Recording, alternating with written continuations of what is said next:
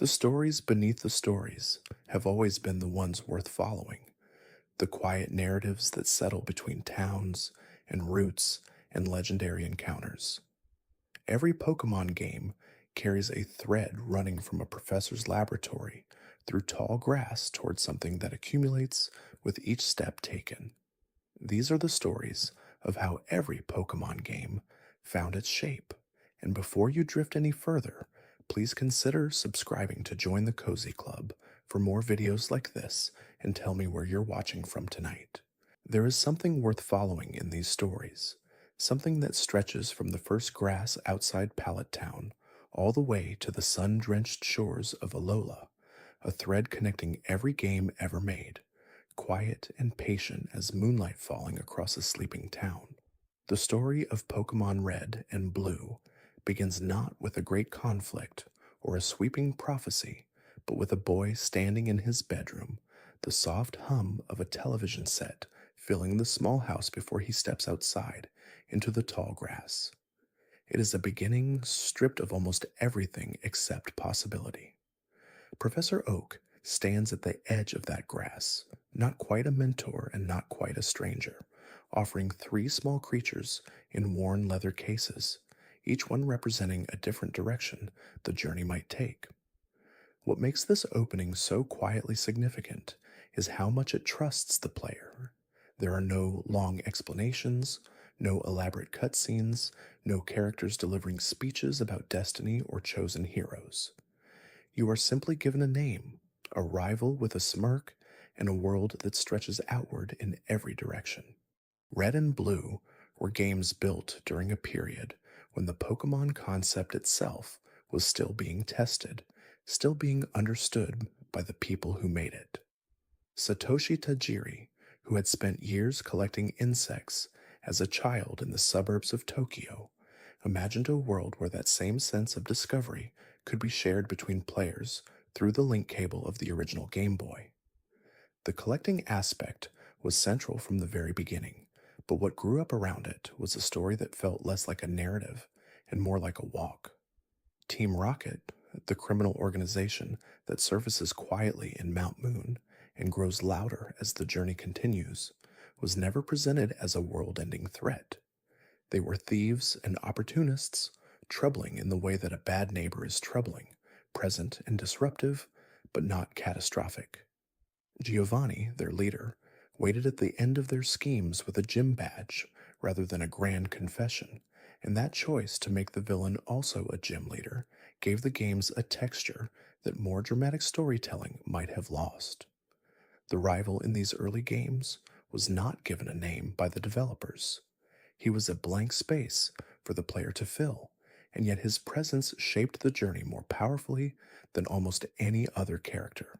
He appeared at every major turn, always a step ahead, always more prepared, always carrying the particular confidence of someone who had already figured out what you were still working toward.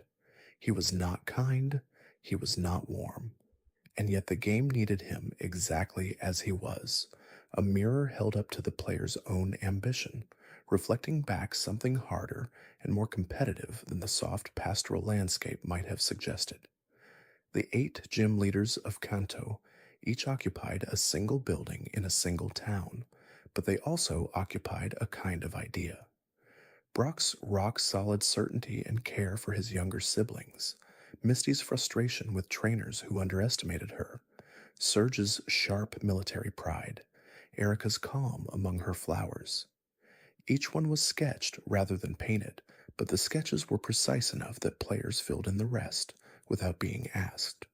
The Elite Four waited at the end of Victory Road, and the game did not prepare you for them with dramatic music or warning dialogue. You simply arrived, and they were there, and the challenge was immediate. Lorelei's ice, Bruno's fighting, Agatha's shadows, Lance's dragons, and then beyond them, your rival seated on the champion's throne, not triumphant so much as slightly uneasy, as if he had been waiting and was not entirely sure why. Beating your rival in that final room and becoming champion was not celebrated with a lengthy cutscene. Professor Oak appeared, said a few quiet words, and the credits rolled. It was an ending that felt proportional to the world it concluded, unhurried and unassuming, trusting the player to carry the weight of what had happened without needing it explained. Gold and Silver arrived some years later and carried their story differently. Where Red and Blue had been content to suggest a world, Gold and Silver wanted to return to it and find out what had changed. The player began in New Bark Town, a village so small that the wind seemed to be its most notable feature, and moved outward through Johto, a region shaped by tradition and memory in ways that Kanto had not quite been. The legendary creatures at the heart of Gold and Silver were not villains. Ho-Oh had been seen only once, a flash of rainbow feathers over the burned tower in Ekritake City, a moment that the player's character witnessed before the game had even properly begun. Lugia slept in the depths of the Whirl Islands, ancient and reluctant, drawn out only when the bells of Tin Tower and Brass Tower rang together. These were not monsters to be defeated. They were presences to be approached with something close to reverence. Team Rocket returned in this second generation, diminished and scattered, their former leader gone. The story that unfolded around them was more melancholic than the original had been. They had lost their direction with Giovanni's disappearance, and much of what they did in Johto felt like the flailing of an organization that had not yet accepted it was finished. There was a radio broadcast in Mahogany Town, a desperate transmission calling for Giovanni to return, played over and over into empty air by soldiers who did not know their general was gone. It was one of the quieter pieces of storytelling the series had produced, and it landed differently than anything in the first games. The rival in Gold and Silver was not the confident, aggressive character players had known before. He was something harder to categorize, someone who had taken a Pokémon without permission and was carrying that choice forward without visibly processing its weight. His team was built not around a strategy but around a mood, powerful creatures used carelessly, and the moments when he appeared felt less like challenges and more like encounters with someone going in the wrong direction at high speed. Defeating him felt different than defeating Blue had. There was no triumph in it, only the quiet sense that he was still not quite done figuring out who he wanted to be. The Pokegear radio system, the friendship mechanics, the day and night cycle, all of these additions wrapped the story in a texture that the first games had not had. Time actually passed in Johto. Certain events happened only at specific hours. The world seemed to breathe and change without waiting for the player to make it happen. And then, at the very end of Gold and Silver, after the Elite Four was beaten and the credits had rolled, the game offered something it had never advertised: a train ticket, a path back to Kanto, the original region 3 years older, its inhabitants changed by the time that had passed. And waiting at the very top of Mount Silver, in the cold and the silence without music or dialogue, was the protagonist of the first games, now older and harder and saying nothing at all. That encounter, brief and wordless, carried more emotional weight than almost anything the series had said aloud. It did not need explanation. It simply was. Ruby and Sapphire moved the story somewhere entirely new. Hoenn was tropical and expansive and shaped by water in ways no previous region had been.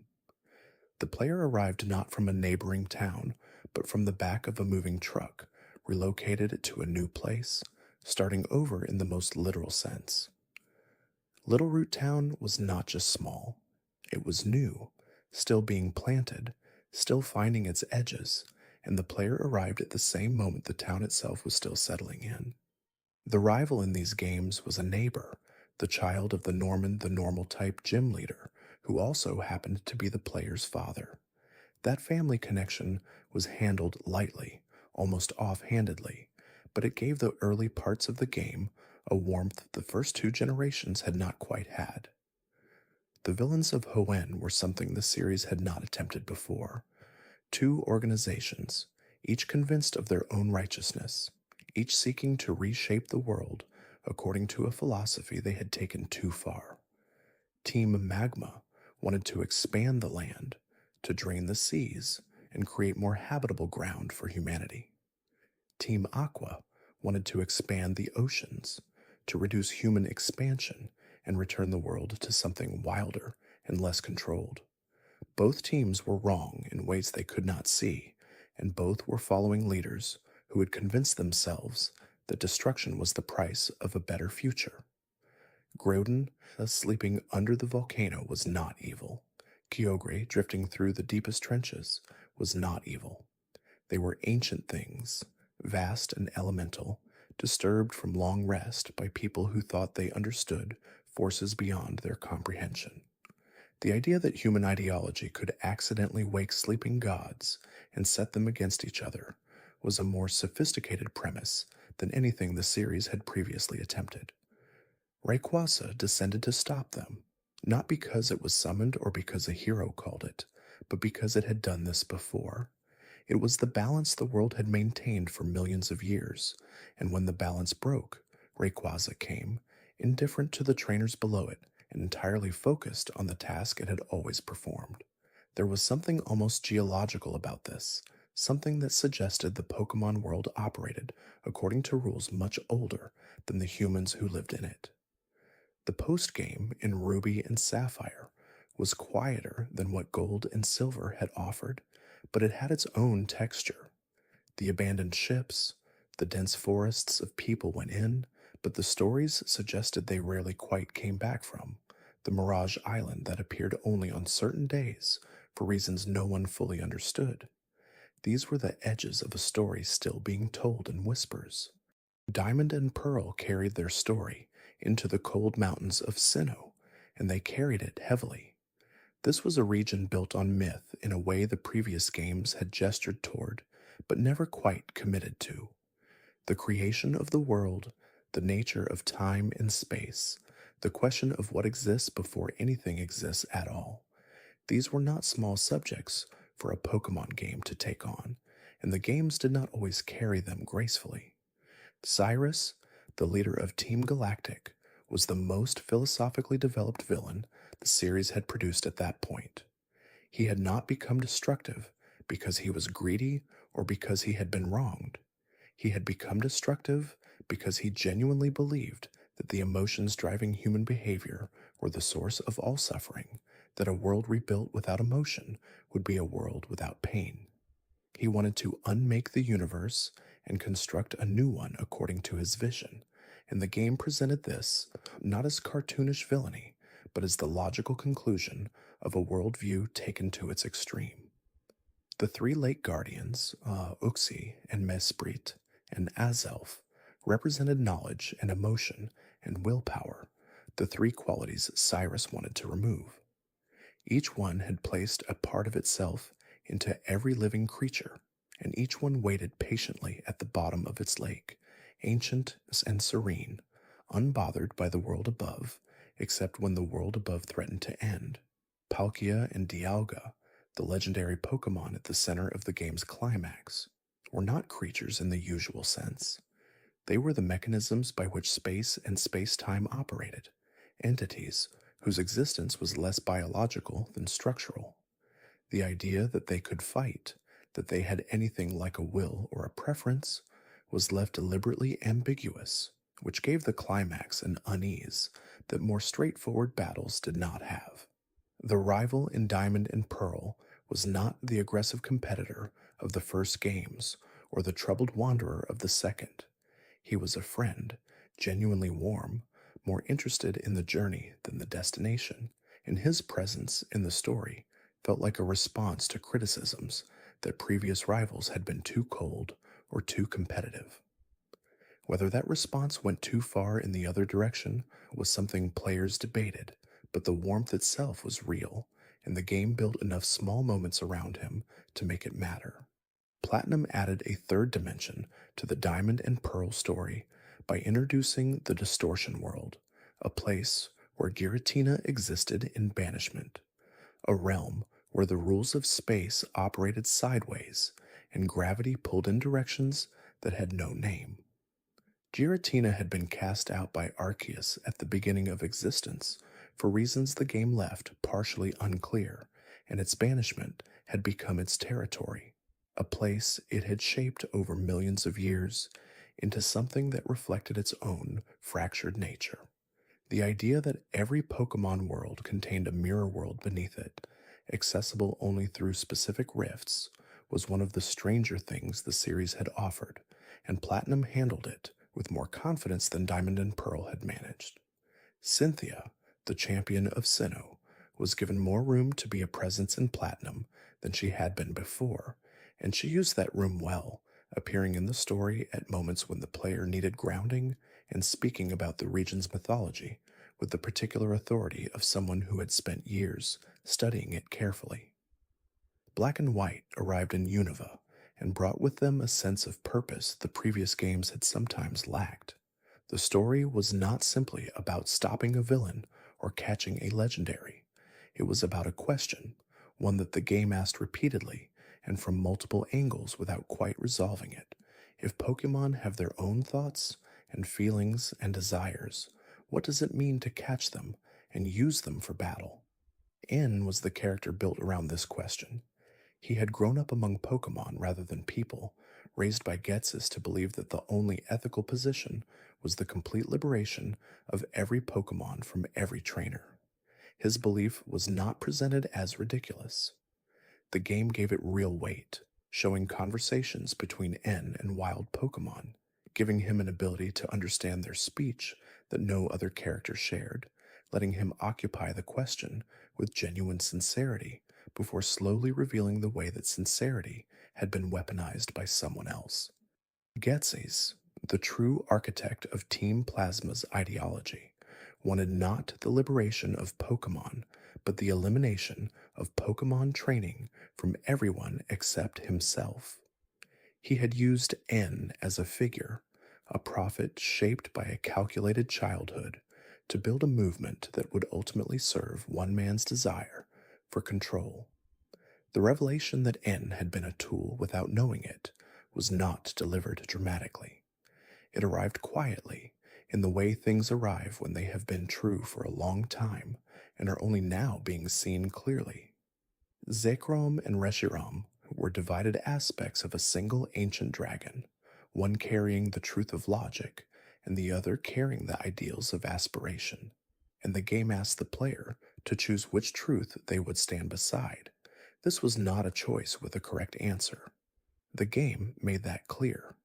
Both truth and ideals were necessary, incomplete on their own, meaningful only in the presence of the other. The ending of Black and White was one of the most emotionally resonant the series had achieved. N and the player stood together in the room at the top of his castle, their legendary Pokemon having fought to a quiet stop, and N said something the series had been building toward for generations without quite managing to say it. He told the player that he still believed, but that he had been wrong about what that meant, and then he left, flying away on his legendary Pokemon toward a horizon that the camera followed until it was too small to see. Black 2 and White 2 returned to Unova 2 years later with a different player character, a different starting point, in a world that had been changed by what the previous games had set in motion. Team Plasma had fractured. Some members still followed the original ideals of Pokemon liberation, genuinely, without the manipulation that had shaped the first team. Others had followed Ghetsis into something harder and colder. The division was handled with more nuance than most Pokemon games applied to their villains, and the result was a story that felt less like a sequel and more like the next chapter of something that had not finished happening. Colress, the scientist who served as the second game's primary Team Plasma face, was interested not in ideology but in discovery. He wanted to know how to draw out the maximum potential of any Pokemon, and he was indifferent to the moral weight of the question. His arc was less about being defeated than about being redirected, and the game left the question of his ultimate purpose more open than most such characters were allowed to be. X and Y moved the story to Kalos, a region modeled on France, built around beauty and history and the particular melancholy of things that have lasted a very long time. The Pokemon Amy system was introduced here, allowing players to feed and pet and play with their Pokemon in ways that the earlier games had not directly shown, and the effect was to make the bond between trainer and Pokemon feel tangible in a new way. Mega Evolution was the new mechanic around which much of Kalos's story turned. The idea that certain Pokemon could temporarily become something more powerful, something beyond their evolved forms, connected to a deep resonance between trainer and Pokemon, had been foreshadowed in the lore of the region for 3,000 years. Ancient Kalos had used this resonance in a war so devastating that it had nearly ended all life. AZ was the character built from that war, a king who had lost everything and used a machine built from his grief to end the conflict and bring back the one Pokemon he could not bear to have lost. The machine worked, but it worked the way machines built from grief tend to work, at a cost the maker had not fully calculated, and what AZ had done spread outward from that moment through 3,000 years of history to become the condition the player arrived into. Lysandra believed that the world was beautiful and that beauty could not survive abundance. He wanted to use AZ's weapon again, to reduce the world's population to a number he considered sustainable for the beauty he wanted to preserve. The logic was the logic of someone who had given up on the slow, difficult work of change in favor of the clean, terrible efficiency of erasure. The player's group of friends in Kalos was larger and more present than previous rival structures had allowed for, a small network of people who shared the journey through their own paths and met the player at intervals with their own developing stories. Serena and Callum, and Tierno and Trevor and Shauna each had different relationships to Pokemon and to the idea of becoming stronger, and the game tried to honor those differences, even in its more limited storytelling space. Sun and Moon arrived in Alola and brought with them a warmth that felt deliberately constructed to counterbalance the weight of what Kalos had attempted. The island region was tropical and vivid and built around the concept of the Island Challenge, a coming-of-age journey rooted in Alolan tradition rather than in the gym structure that had defined every previous region. The player was new to the islands, recently arrived from Kanto, and that outsider status was used to let the world explain itself through genuine need rather than tutorial artificiality. Lily was the character who shaped Sun and Moon's story more than the player's own actions did. She carried a small bag containing a Pokemon called Cosmog, which she called Nebby, and she was trying to protect it from people who wanted to use it. Her backstory involved a mother who was brilliant and damaged in ways that had created harm she could not see, a family shaped by the pressures of research and by the weight of contact with things from beyond the world. The Ultra Beasts were not evil. They were extra-dimensional creatures, pulled through rifts in the fabric of the world, confused and frightened in an environment nothing like their own. They caused destruction, not from malice, but from the basic biological need to survive in a place that was simply not built for them. Lusamine, Lily's mother, had become obsessed with the Ultra Beasts through years of exposure to the Ultra Wormholes, and her obsession had transformed her from a researcher into something else, someone who had traded her capacity for ordinary love for an intensity of feeling directed entirely at the beautiful alien creatures she had devoted herself to. The game presented this not as simple villainy, but as the shape of a specific kind of loss, and the relationship between Lily and her mother was given enough time and care to carry real emotional weight. Gladion, Lily's brother, had left the family with one of its research Pokemon because he had understood before Lily had that something was deeply wrong, and he had been carrying the guilt of that departure ever since. His arc was about learning that the departure had been necessary and that survival is not the same as abandonment. The island kahunas and the Tapu guardian deities each occupied a specific relationship to their island that gave Alola's world a texture unlike any previous region. Tapu Koko watched over Melamale Island with something that felt less like protection and more like interest, engaging directly with the player in ways the legendary Pokemon of earlier games had not. The Tapus were not distant and unapproachable. They were present, curious, and involved. The post game of Sun and Moon introduced more of the Ultra Beast encounters, framed through the newly formed Ultra Recon Squad, and these encounters had a quality of quiet wonder that felt consistent with the game's broader tone. These were not battles designed to feel like victories, so much as meetings, strange and one sided, with creatures that could not fully understand the world they had entered. Ultra Sun and Ultra Moon expanded the Alolan story significantly, adding the Rainbow Rocket postgame that gathered the leaders of every previous villainous team into a single conflict, allowing players to encounter Giovanni and Lysandra and Getsis and all the others in a sequence that felt like a conversation between the games rather than just a collection of cameos.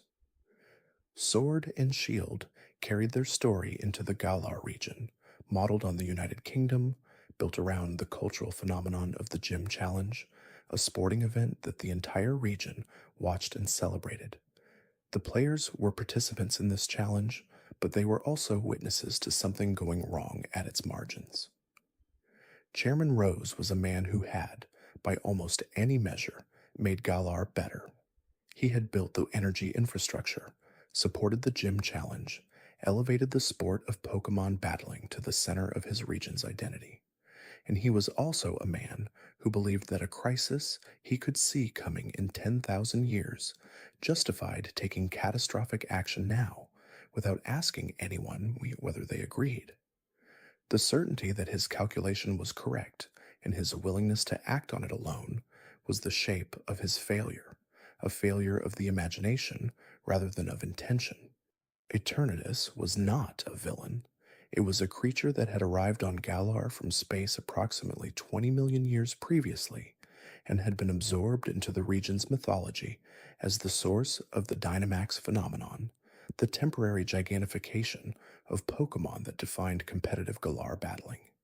Its energy was part of the region's fabric, and Rose's plan to prematurely awaken it would have resulted in the darkest day, a catastrophic release of that energy with no clear end. Sonia's research into the Darkest Day's history, which ran parallel to the player's gym challenge, was one of the more interesting structural choices the game made. She was figuring out what had happened thousands of years ago while the player was inadvertently walking toward a repetition of it, and the two threads met in ways that gave the eventual climax a quality of inevitability that felt earned. Hop, the player's rival and the champion Leon's younger brother, carried the weight of a specific kind of ambition in Sword and Shield. He wanted to be like his brother, and the game was honest about how that wanting shaped him, first into someone trying to prove himself through his brother's specific methods, then into someone discovering what he actually was when the borrowed methods stopped working. Leon himself was one of the more interesting champions in the series, someone whose warmth and genuine regard for the sport he represented existed alongside a quality of distraction that made him unreliable in small ways, always arriving late, always almost going in the wrong direction. The game did not present this as a flaw so much as a texture, the particular way someone can be genuinely excellent at the large things while being gently, forgivably unreliable about the small ones. Scarlet and Violet arrived in Paldea, a region modeled on the Iberian Peninsula, and they carried the series' most open structure yet. 3 separate story paths ran through the same landscape, each one with its own emotional weight, and the player navigated them in whatever order felt right, without being directed toward a single correct sequence. The Path of Legends sent the player after the Titan Pokémon, enormous creatures that had been consuming special herbs and growing beyond their natural size. Each Titan was a piece of a larger story about Arven, the player's friend, whose parents were researchers who had been absent from his life for reasons he understood intellectually but could not entirely forgive emotionally. Arven's Mabostif had been injured, and the herbs near the Titans could restore it, And so his reason for fighting the enormous creatures was not heroism or ambition, but love for a specific Pokemon that had kept him company during the years when the people who should have been there were not. This was perhaps the simplest emotional premise any main story thread in the series had used, and it was also among the most effective. The Starfall Street path involved Cassiopeia, a mysterious figure who had created Team Star as a response to the bullying that a group of students had experienced at the Paldea Academy. The team had originally been formed as a support network for students who could not attend school due to the harm they had experienced there, and by the time the player encountered them, their leaders had been living in their own camps for over a year, attending school remotely, not quite sure how to go back. Penny, who was Cassiopeia, had built something to protect the people she cared about and then watched it become something larger and more complicated than she had intended. And the resolution of her story involved not a defeat, but a dissolution. The team choosing to come back to school, to try again, to find that the teachers who had failed them the first time were no longer there.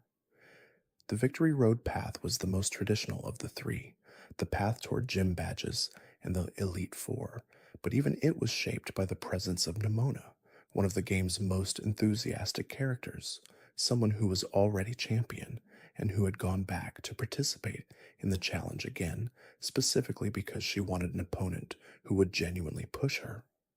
Nimona's joy in battles was not competitive in an aggressive way.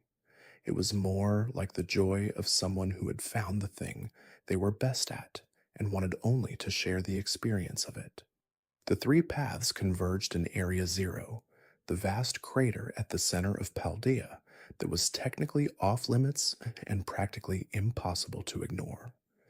The story that waited at the bottom of that crater involved artificial intelligence, time paradox, a professor whose love for Pokémon had taken a form that could not sustain itself, and two ancient Pokémon from a future that had not happened yet, and a past that could only be accessed through theoretical machinery. The AI professor who had replaced the real Professor Sada, or Turo, in the player's experience of the game, had been running the Area Zero research station alone for years, maintaining a singular purpose that had long since moved beyond the intentions of the human who had programmed it. This was not a story about a villain, but about the particular tragedy of a system working exactly as designed in a context that had changed in ways the design could not account for. The treasures of ruin in the postgame were four legendary Pokemon sealed in shrines across Paldea, bound by the prayers of ancient peoples who had feared what the creatures would do if left free. Woqian and Qianpao and Tinglu and Qiyu were each formed from the weight of specific emotions, given physical shape, resentment, and regret, and vengeance and avarice, and the seals that held them were not prisons so much as containers, places where those feelings had been given rest. Pokemon Legends. Arceus moved the story back in time, far back, to a version of Sinnoh that was just beginning to be called Hisui, where humans and Pokemon had not yet established the relationship that the player of any main series game took for granted. The player arrived from somewhere else, pulled through time by Arceus, and the specific disorientation of not knowing the customs or the language or the expected behavior toward wild Pokemon gave the game's opening a quality of genuine unfamiliarity. The Galaxy Expedition Team was the player's employer, a research organization trying to understand the Pokemon of the region, and the 5 Survey Corps that made up the team each had their own identity, their own way of relating to Pokemon, their own skepticisms and enthusiasms. The Diamond Clan and Pearl Clan each revered one of 2 legendary Pokemon as the original creator of Hisui, Dialga and Palkia, and the conflict between them was not about territory or power, but about a question they each had different answers to. Which force, time or space, was more fundamental? The answer the game offered was that the question was wrong, that both time and space were expressions of the same underlying existence, and that Arceus, The entity that had drawn the player across time for its own purposes was the presence that had made both possible. The origin form Dialga and Palkia that appeared in the game's climax were not the creatures the modern games had shown, but their more fundamental shapes, expressions of the forces they embodied, stripped of the specific form those forces had taken in the present. Volo was the game's betrayal, a character who presented as knowledgeable and helpful throughout the journey, and revealed at the end that he had been collecting the plates of Arceus for himself, hoping to access a power beyond what any human had been given, seeking to remake the world in the aftermath of his own specific grievances against the deity who had, in his view, created everything and then left it to manage on its own. His defeat was not a resolution so much as a postponement, and the game acknowledged this by not quite putting him to rest. Each game in the Pokémon series carries within it a world that is also a question. What is strength? What is loyalty? What does it mean to grow into something different from what you were? What do we owe to the creatures we share our world with? These questions are never answered directly, never resolved into simple statements. They move through the stories the way music moves through a room, not located in any specific place, present everywhere. The Pokédex entries that appear in each game are small pieces of story told in the margins, observations about Pokémon behavior and ecology and mythology that accumulate across hundreds of entries into something like a portrait of a world. Some entries are cheerful, others are strange. A few are genuinely unsettling in ways that the games themselves do not dwell on, shadows at the edges of a world that is otherwise presented as bright and welcoming. There is a Dryfloon entry that notes that the Pokémon tries to take children to the underworld with it, that what it takes are never children. There is a Hypno entry that describes the disappearance of a child in a neighborhood where one was seen. There's a Froslas entry that explains what happens to the travelers it catches in snowstorms. These are told in the same flat, encyclopedic voice as entries about diet and habitat and evolution, and the effect is unsettling in a way that seems intentional, a reminder that this world is not fully tame, not fully understood, that there are things moving through it whose purposes do not align with human comfort. The towns and cities of each region carry their own quiet histories. Lavender Town's Pokémon Tower, where trainers come to mourn the Pokémon they have lost, and where Cubone wanders in search of its mother. The burned tower in Ecruteak, where 3 legendary Pokémon once came back to life, and 2 of them left, while one stayed to call the other home. The ruins of Alf in Johto, where the Unknown drifted in formations that spelled out language no living person could fully read. These places accumulate into something larger than any single story. They are the evidence of a world that has been happening for a very long time before the player arrived, and they will continue happening long after the game ends. The particular texture of entering a place that carries memory, that shows the marks of things that occurred when no one was watching, is one of the quietest pleasures the series consistently offers. The music of each region carries its own emotional history. The melodies of Pokémon towns are among the most recognizable in gaming, returning to players years later as associations with specific places and specific feelings, the particular nostalgia of a world first entered in childhood and revisited across a lifetime. The soundtrack of Lavender Town, haunting and simple, the soaring theme of the legendary encounter, the quiet piano of the credits sequence as it rolls over a save file containing hundreds of hours of someone's life, the rival theme that plays across generations, each variation carrying the same essential character, someone ahead of you, someone worth catching up to, the gym leader theme that signals a challenge serious enough to require full attention. These musical signatures are part of the stories the games tell, even when nothing is being said in words. The Hall of Fame, the moment at the end of each region's central challenge, when the player's team is recorded as having achieved what they set out to achieve, is a moment that every Pokemon game has handled with similar restraint. The camera moves slowly over the team.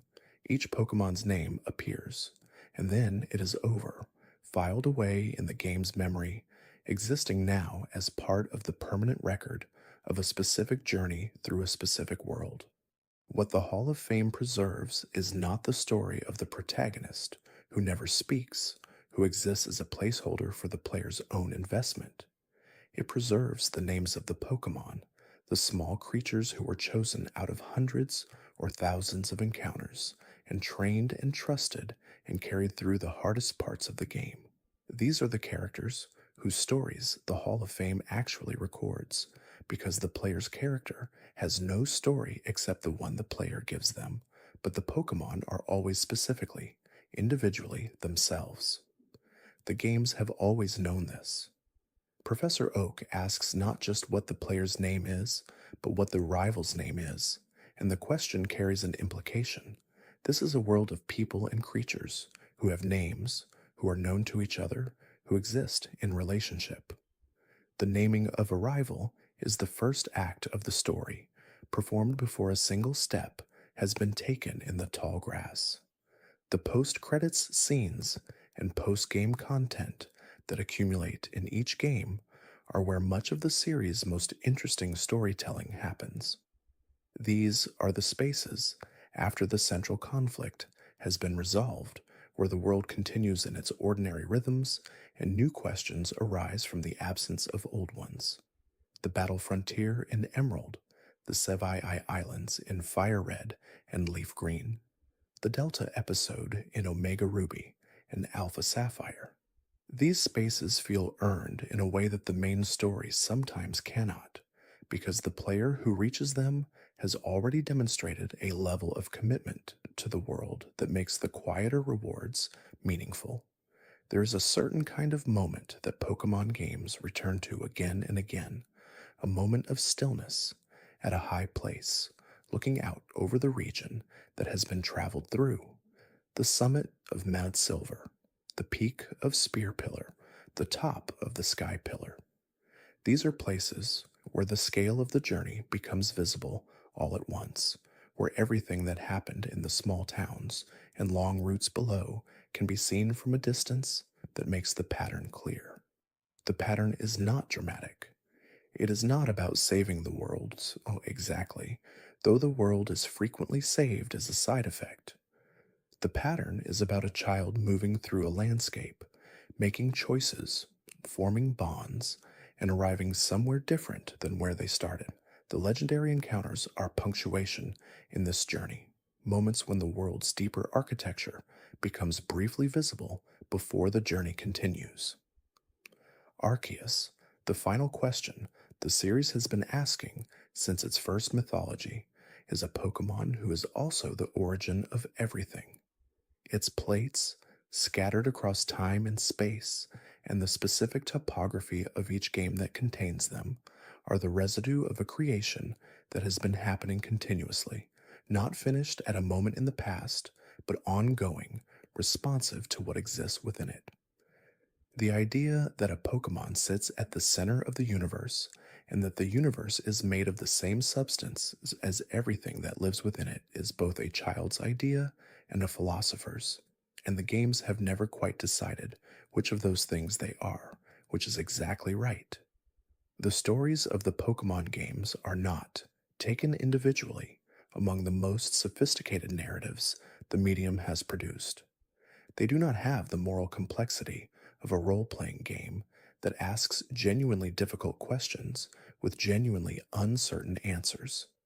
They do not have the emotional, sustained intensity of a game built entirely around the relationship between two specific characters.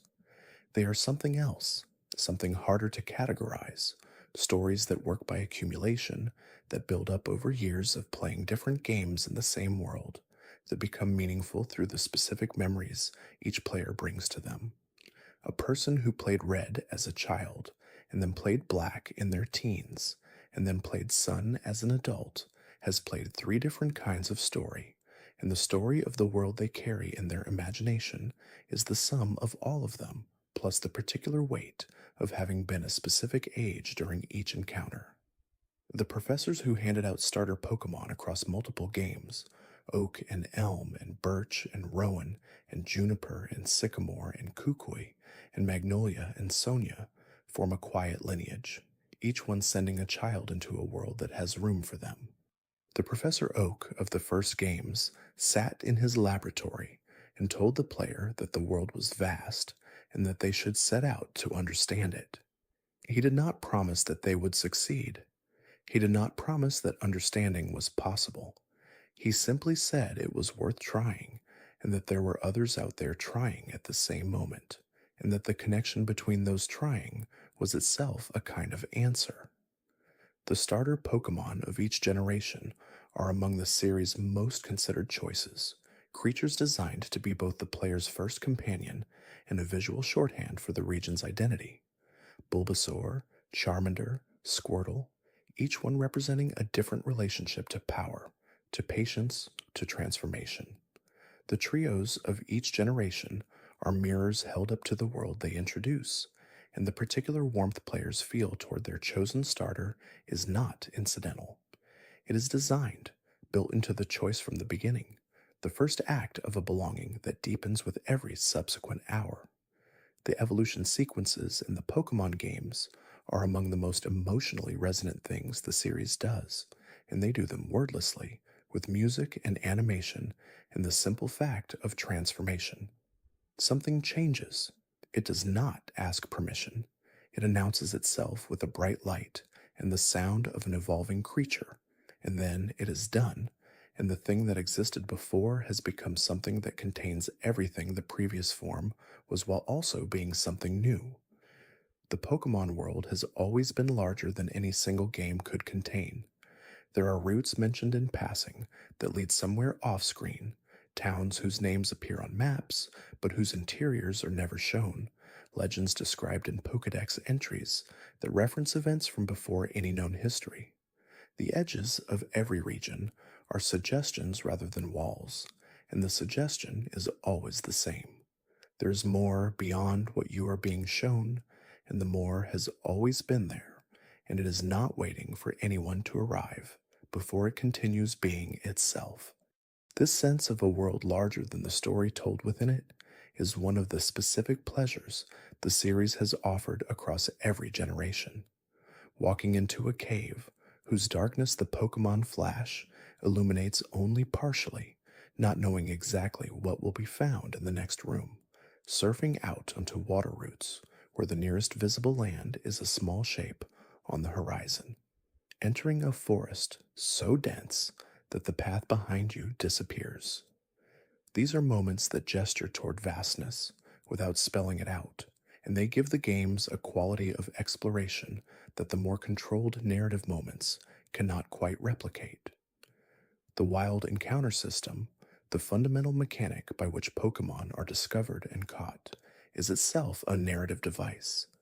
Every tall grass, every cave floor, every water route contains the possibility of meeting something unexpected, something that has been living its own life in this place before the player arrived and will presumably continue living after the player leaves or catches it. The catch animation, the Pokeball rolling back and forth, and the moment of uncertainty before it either stills or bursts open, is a small drama repeated hundreds of times across any given playthrough, and its familiarity does not diminish its effect. The decision to catch or to pass is always meaningful, even when made casually. Every Pokemon the player chooses to add to their party is a Pokemon whose history in the wild ends at that moment, and a new history begins. And every Pokemon the player passes by continues in its path without the game tracking where it goes. The world does not watch what happens to the Pokemon the player ignores, and that inattention is itself a kind of statement about how large the world is relative to any individual journey through it. The daycare mechanics present in several games were a quiet way of suggesting that the Pokemon in the player's care had lives that continued even when not in active use. Two Pokemon left together in a daycare might produce an egg, and the egg might hatch into a creature that carried traits from both its parents, and the whole system operated in the background without needing supervision, as if life were simply continuing on its own schedule, regardless of what the player was doing elsewhere. The breeding chains that competitive players develop over many generations of play are something the games never explain or require, but they accumulate in the background of the Pokemon world's history as evidence that these creatures' genetics and growth patterns and inherited characteristics are structured and predictable in ways that suggest a deep biological reality. A Pokemon that has been bred through 12 generations to carry specific individual values is not just a game asset. It is, within the logic of the world, a creature whose ancestors extend backward through time in a documented line.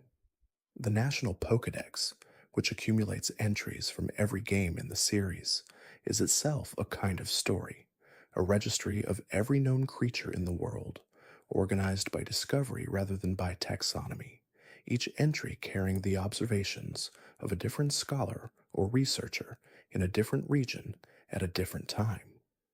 Reading the full Pokédex is not the same as reading a narrative, but it has the same accumulative effect, the sense of a world coming into focus entry by entry, creature by creature, detail by careful detail. The legendary Pokemon that wait at the end of long chains of events in each game are defined by what happens before their encounter rather than by the encounter itself. Mewtwo is what it is because the journal entries in the Pokemon Mansion tell the story of what was done to create it, and arriving at its underground chamber in Cerulean Cave means arriving already knowing something about the creature that cannot be undone. The battle is already shaped by the knowledge, and the knowledge makes the battle different from any other encounter in the game. The mythical Pokemon that appear only through special events or distribution codes or mystery gifts carry a different quality of story. They are punctuation marks in the world's mythology, creatures whose existence is referenced in Pokédex entries and ancient texts, but whose physical presence in the player's game is conditional, available only at specific times in specific ways. Celebi, the time traveler, who can appear anywhere in the timeline. Jirachi, who sleeps for 1,000 years at a time and grants wishes during its brief awakenings. Deoxys, the alien virus that was struck by a laser beam from space and transformed into something that had never existed before. Each mythical carries a concept at its center, an idea about what Pokemon are capable of being and what the world has room for, and the rarity of their availability in any given player's experience makes their presence in the Pokédex feel like evidence of something the world keeps but rarely shows. The Pokemon contest system, first introduced in the Hoenn games and refined through Sinnoh, offered an alternate way of understanding what it meant to be a Pokemon. In battles, strength and strategy and type matchup determined outcomes. In contests, the question was different. Which Pokemon moved most beautifully, most coolly, most cleverly, most cutely, most toughly? These were not objective measurements, but aesthetic judgments, and the Pokemon who excelled at contests were not necessarily the ones who excelled at battles. The existence of a parallel system of evaluation made the world feel more complete, as if the humans in it were genuinely trying to understand their Pokemon across multiple dimensions rather than reducing them to their combat utility. The Amity Square in Sinnoh, and the Pokemon Amy in Kalos, and the Pokemon Refresh in Alola, and the picnics in Paldea were all expressions of the same underlying idea, that the relationship between trainer and Pokemon was not only made of battles. Feeding a Pokemon from your hand, or watching it play in a field, or hearing it make a sound that translated into something like contentment, or washing the mud from its fur after a hard battle in the rain. These were moments that existed outside the story proper, and yet gave the story its emotional foundation. The bond mechanics, the systems by which certain evolutions triggered through high friendship rather than through leveling or item use, were among the quietest acknowledgments in the series that the relationship between trainer and Pokemon was its own category of thing, not reducible to the transaction of catching and training. A Pokemon that evolves only when it trusts the person it is with has placed a condition on its own transformation, and the game honors that condition by making the evolution impossible to force. Eevee and its multiple possible evolutions have been one of the series' recurring thought experiments across every generation they have appeared in. Eevee is a Pokemon whose future is not determined at the moment of its existence, whose potential contains possibilities that will become definite only when specific conditions are met. This openness is part of what makes it beloved, and the specific evolution a given player chooses for a specific Eevee is a small story told without words, a decision about what kind of creature this particular Pokemon will become. The friendship between Pikachu and Ash, as depicted in the anime, which ran parallel to the games from the series' earliest years, created a version of the Pokemon world's central relationship that millions of players carried into their experience of the games. Pikachu refused to evolve. Pikachu chose to stay as it was because the relationship between trainer and Pokemon was more important than the power that evolution would have granted. This was an idea the games quietly honored by giving players the choice to delay evolution or to allow it, never forcing the transformation that might otherwise happen automatically.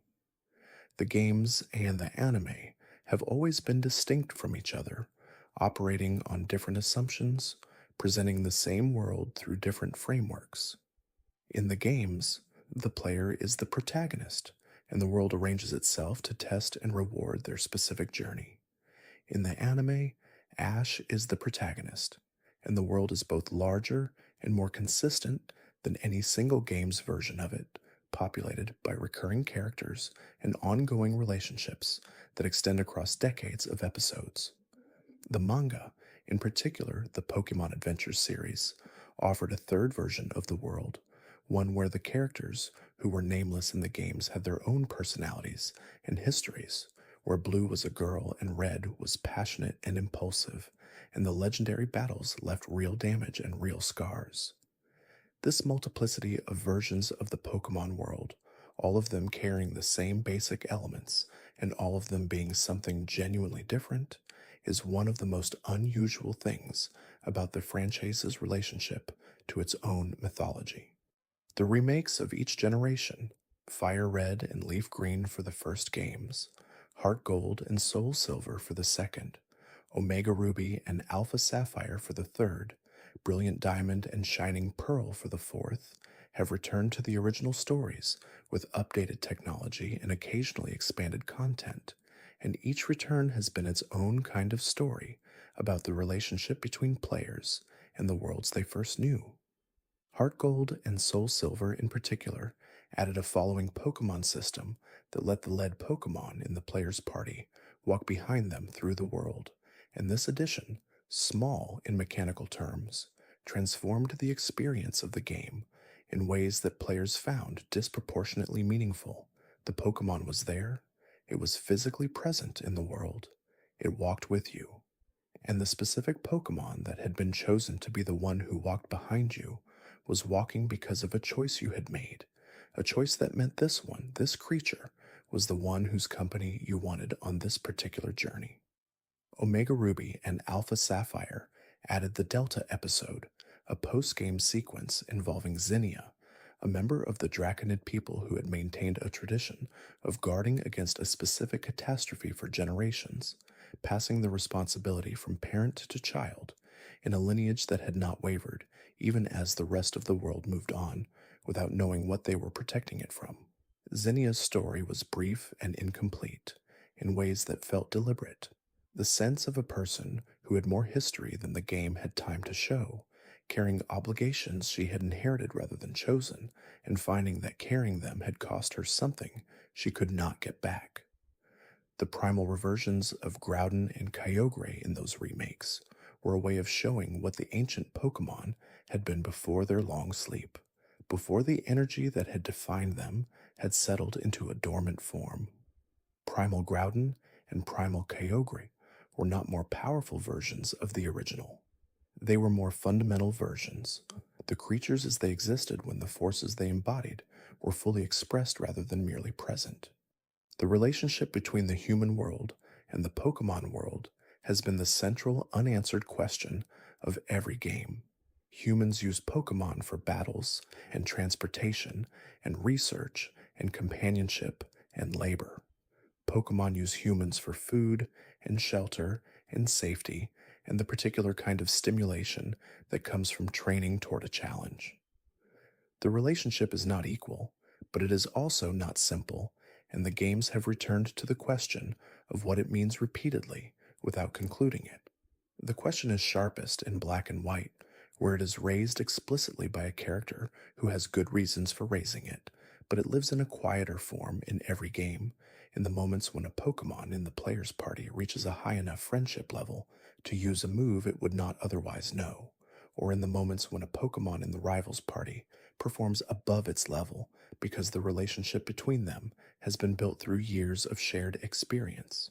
The stones that trigger certain evolutions are among the world's quiet mysteries. Why does a thunderstone cause Pikachu to become Raichu? What is in the stone, and what is in Pikachu that the combination produces a specific transformation at a specific moment? The games do not explain this, and the absence of explanation is the right choice. The world operates according to rules that are not fully visible, and some of those rules appear to be made of rocks. The haunted locations in each region carry a quality of the world's history made physical. Old Chateau in Sinnoh, where the rooms contain furniture that no one has used for years, and eyes in the portraits that follow anyone who enters. The Pokemon village in Kalos, deep in a forest where Pokemon that had been abandoned by their trainers had gathered in a community of their own. Mobile in Hoenn, a research vessel that had been abandoned with its history still on board, documents and personal effects still in the rooms where they had been left, telling a story about resources and ethics and the cost of research that the people involved had not quite finished accounting for. These places carry the texture of a world that has been happening for a long time, and that has not been happy at every point. The series does not often let unhappiness settle for very long, and yet these locations stay open, accessible throughout the game, not resolved or explained away, there for the player who looks. The Unhone, the ancient alphabetic Pokemon that appear in ruins in Johto and in dimensions beyond normal space in other games, are one of the series' most persistent mysteries. They look like letters but spell nothing conclusive. They appear in massive numbers in the ruins of Alph and individually in other places, and the Pokedex entries for them cycle through the alphabet of their forms without reaching a single statement about what they mean or what they want. They are present in the world before the first Pokemon game, and presumably after the last, part of the structure rather than the story. The connection between Arceus and the origins of the world in the mythology of multiple regions suggests that the Pokemon world was created by a Pokemon, that the universe itself is a kind of creature, that the distinction between living things and the environment they live in is not as definite as it might appear. Arceus created time and space and matter, and time and space and matter became Dialga and Palkia and Regigigas, and from those foundations, everything else followed. The creation mythology is not hidden. It is printed in the Pokedex, entered by researchers, part of the official record. What is not in the official record is what Arceus wants, or whether Arceus wants anything, or whether the specific history of any region is something Arceus is aware of or indifferent to. The Pokemon that appears at the end of the Pokedex and is described as having shaped the universe remains in most games entirely inaccessible, a fact in the margins of every other story without being a character in any of them. Pokemon Legends. Arceus was partly an attempt to address this, to bring the creator into a story where its presence could be felt rather than merely documented, and what the game found was that Arceus worked best as a purpose rather than a personality, a force that had arranged specific events to occur, not because it was indifferent, but because it had understood something about what needed to happen that could not be communicated directly. The player is not told by Arceus what to do. They are placed into a situation where what needs to be done becomes clear through the living of it. The games of each generation have always ended in approximately the same place, the player standing in a region they now know thoroughly, the central conflict resolved, the champion title earned, the story in its major forms complete. What happens after the credits roll is up to the player, and the games generally provide enough to do that the world does not feel exhausted even after the story's essential questions have been answered. The National Dex completion quests that wait in the post game of most games are perhaps the purest expression of what Pokemon ultimately is. There is no story here, no villain to stop, no legendary to challenge. There is only the Pokedex, 3/4 full, or 9/10 full, or nearly complete, and the patient work of finding every creature that has not yet been found. Professor Oak, or the game's equivalent, will congratulate the player when all the Pokemon are registered, but the congratulations are not the point. The point is the looking, and the finding, and the gradual understanding of every corner of a world that was always bigger than the story it was carrying. The series has been running long enough now that there are players who first encountered it as children and have played every generation as it arrived, carrying the world of Pokemon as a continuous presence through decades of their lives. For these players, the stories of the games are not separate things, but a single accumulating story, each generation adding to a world that was already known and beloved, finding new things to say about questions that had been present from the beginning. The kindness at the center of the Pokemon world is not the simplistic kindness of a world where nothing is difficult.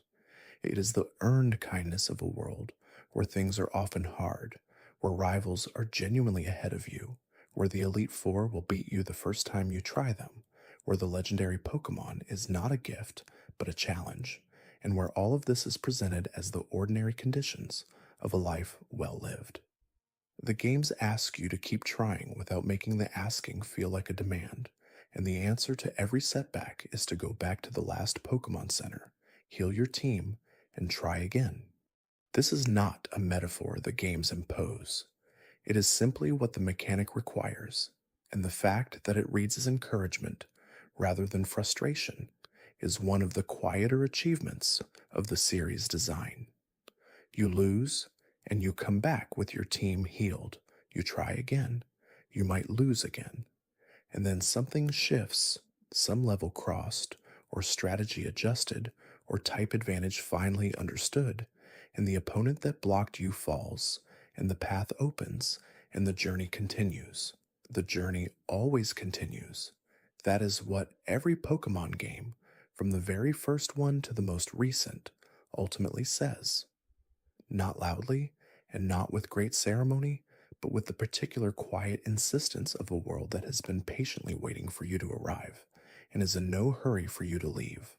The tall grass rustles, the music plays, and ahead of you, as it always has been, is a world full of creatures you have not yet met, and places you have not yet seen, and stories that have been accumulating since before you arrived, and will continue long after you go. The bonds you formed remain in the save file. The Hall of Fame remembers the team you carried to the end. The Pokedex records everything you found. And somewhere in the mountains, in the silence between the peaks, the champion you defeated the first time is training again, getting stronger, waiting to see if you will come back. The world does not require you to, but it is there if you do, unchanged and patient, and full of the particular kind of hope that only a world with room for everyone has room for. There are places in the Pokemon world that exist in the space between what the games show and what they imply. The tall grass outside Pallet Town has no official name. The specific road that Blue takes when he leaves for his own journey runs off the edge of the map and into something the camera never follows. The house at the northern edge of Viridian City Locked behind a door that does not open suggests an interior that the game simply chose not to show. These gaps are not failures. They are the specific texture of a world that knows it is larger than the story it is currently telling. The relationship between red and blue as rivals was built on absence as much as presence. Blue never explained himself. He appeared, he smirked, he battled, and he left. His confidence was not performed for the player's benefit. It was simply the way he was, and the game did not soften it or ask the player to understand where it came from. He was the rival before anyone had decided what a Pokemon rival was supposed to be, and everything about his character was discovered in the making rather than planned in advance. The moment in the Pokemon Tower when Blue's Raticate was gone from his team and a freshly dug grave was visible nearby was one of the series' earliest pieces of genuinely affecting environmental storytelling. The game said nothing about it. There was no dialogue, no Pokedex entry, no explanation. The absence was the statement, and the player was left to understand it or to miss it entirely, the game indifferent to which path they took. Gold and Silver built on this quality of suggestion rather than statement, by giving the rival a name that the game assigned rather than one the player chose, and the name was chosen carefully. Silver, a color that is not quite gold, not quite silver in the first game, the second color in a pair that was defined by the relationship between them. The rival's color was determined by the player's choice of game, and that determined something about his position in the world even before the story began. Silver's theft of his starter Pokemon from Professor Elm's laboratory was the act that defined his early character, but the game was careful not to explain it too quickly. The player learned that a Pokemon had been taken. They encountered a suspicious red-haired boy at certain points. And then gradually, they understood that these were the same person and that the taking had not been random, but was the specific action of someone who believed that strength justified the taking of whatever strength required. The Kimono Girls of Ecritake City, who appeared throughout Johto in connection with the legendary beasts and the bells that summoned them, were one of the second generation's quieter pieces of world building. They were not villains. They were not allies in any dramatic sense. They were guardians of a tradition that extended back to the burning of the Brass Tower, and their relationship to the Pokemon world was ceremonial in a way that had no equivalent in the first generation's more practical approach. The burning of the Brass Tower, which the player heard about through the character of Morty in Ecritake City, was one of the most significant off-screen events in the series' history. 3 nameless Pokemon had perished in the fire. Ho-Oh had descended to revive them, and the 3 legendary beasts, Raikou and Entei and Suicune, were what those 3 Pokemon had become when the legendary bird's power passed through their death. The nature of that transformation, whether it changed what they had been or preserved something of the creatures who had died, was a question the game declined to answer. Suicune, in Pokemon Crystal, became the specific subject of a journey that ran parallel to the main game, a creature that moved through the world on its own path and encountered the player at several points before its final battle. It was not waiting to be caught. It was not retreating from the player. It was doing something, moving through places that the game showed in sequence, and the player was following a creature that had somewhere to be. The idea that a legendary Pokemon might have its own purposes, its own trajectory through the world, independent of what any player or villain was doing, was a quietly radical thing for the games to suggest, and Crystal used it well. Suicune was not a reward at the end of a dungeon. It was a presence in the world that the player was gradually coming to understand. The Pokemon world's geography has always been suggestive of relationships between regions that the games rarely make explicit. Kanto and Johto share a border and can be visited in sequence in Gold and Silver. Hoenn and Kanto are separated by enough ocean that travel between them is not part of any main series game. Sinnoh's northern ice connects to a mythology about the creation of the world, but not to any adjacent landmass that the player can see. The possibility that all the regions of the Pokemon world occupy the same planet, that the ocean between them could in principle be crossed, that a trainer who walked long enough would eventually arrive somewhere they recognized, is one the fan community has debated extensively, constructing maps that place each region in geographic relationship to the others. The games do not confirm or deny these constructions, and the effect is that the world feels larger than it has been shown to be. The SS An in the first games, the ship that docked in Vermilion City and carried trainers who could be battled before it departed, was the series' first hint of a world with movement, a world where things went places and came from places and carried passengers between them. The ship left before the player could follow, and the direction it departed in was never specified. Somewhere across the water, somewhere the game was not going. The ferry systems in later games, the SS Aqua in Johto, and the various vessels that connected islands in Hoenn and beyond, made the movement between places feel more systematic, more like a world with infrastructure and routes. But they also made the edges of the world feel more definite, the places the ferries did not go being the places the world declined to show. The underwater areas of Hoenn, accessible through dive on certain deep water routes, were one of the third generation's most distinctive contributions to the series' world building. The seafloor spread below the surface routes, a different landscape with different Pokemon and different light, and the specific feeling of having found a space that was not on the map and was not expected.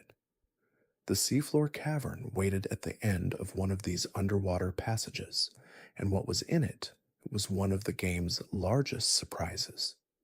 The Mirage Island that appeared randomly in Hoenn's waters, accessible only on the specific day when a Pokemon in the player's party shared its internal values with those of the island, was perhaps the most committed piece of randomness the series had embedded in its world. Most players never saw it. Some players spent years checking every day without finding it. Others arrived by accident. The island existed regardless of whether any player ever reached it, and that independence was part of what made it feel real. The ancient ruins in each region, the weathered stones and the faded inscriptions, and the chambers that had not been entered in a very long time, accumulated across games into a picture of a world that had been civilized for much longer than any of the game's stories took place in. The ruins of Alf in Johto, the desert ruins and island cave and ancient tomb in Hoenn, the Solaceon ruins and the Iron Island, and the spring path in Sinnoh. These were places with histories that the games gestured toward without completing, evidence of peoples and purposes that the current inhabitants of each region had inherited without fully understanding. The Regis, the three legendary golems sealed in those Hoenn ruins, were among the most enigmatic creatures the series had introduced. They appeared to have been created rather than born, built from the specific materials of their environment by something or someone the game called the ancient Pokémon, and the conditions for unsealing them required a combination of knowledge that had to be assembled from scattered sources. They did not speak or communicate in ways the player could understand. They were simply present in their chambers, waiting as they had waited for a very long time. Regigigas, the master golem who waited in a Sinnoh temple for the three Regis to be brought before it, was a creature so large that its primary ability, slow start, reflected the time it took for something of its scale to fully rouse from dormancy. The idea that even the most powerful creatures had their own particular slowness, their own pace that could not be externally accelerated, was a mechanical expression of something the world seemed to believe about power in general. The lakes of Sinnoh, each one home to one of the three lake guardians, were another expression of the world's depth in the literal sense. The guardians had placed a piece of themselves into every living creature, and the specific qualities they represented, knowledge and emotion and willpower, were the qualities that all conscious life in the Pokemon world possessed because the guardians had made it so. This was mythology functioning as ecology, explaining the inner life of every Pokemon in terms of a gift given at the beginning of things. The spear pillar at the summit of Mount Coronet was the axis of Sinnoh's cosmology, the place where the world was most directly connected to the dimensions beyond it. The player who reached it was not arriving at a geographical summit, but at a conceptual one, a place where the nature of reality was thinner than elsewhere, where the mechanisms of space and time were close enough to affect. The final confrontation of Diamond and Pearl's main story took place here not because it was convenient, but because it was the only place where what Team Galactic was attempting could be attempted. The mythology of each game has always been discoverable rather than given.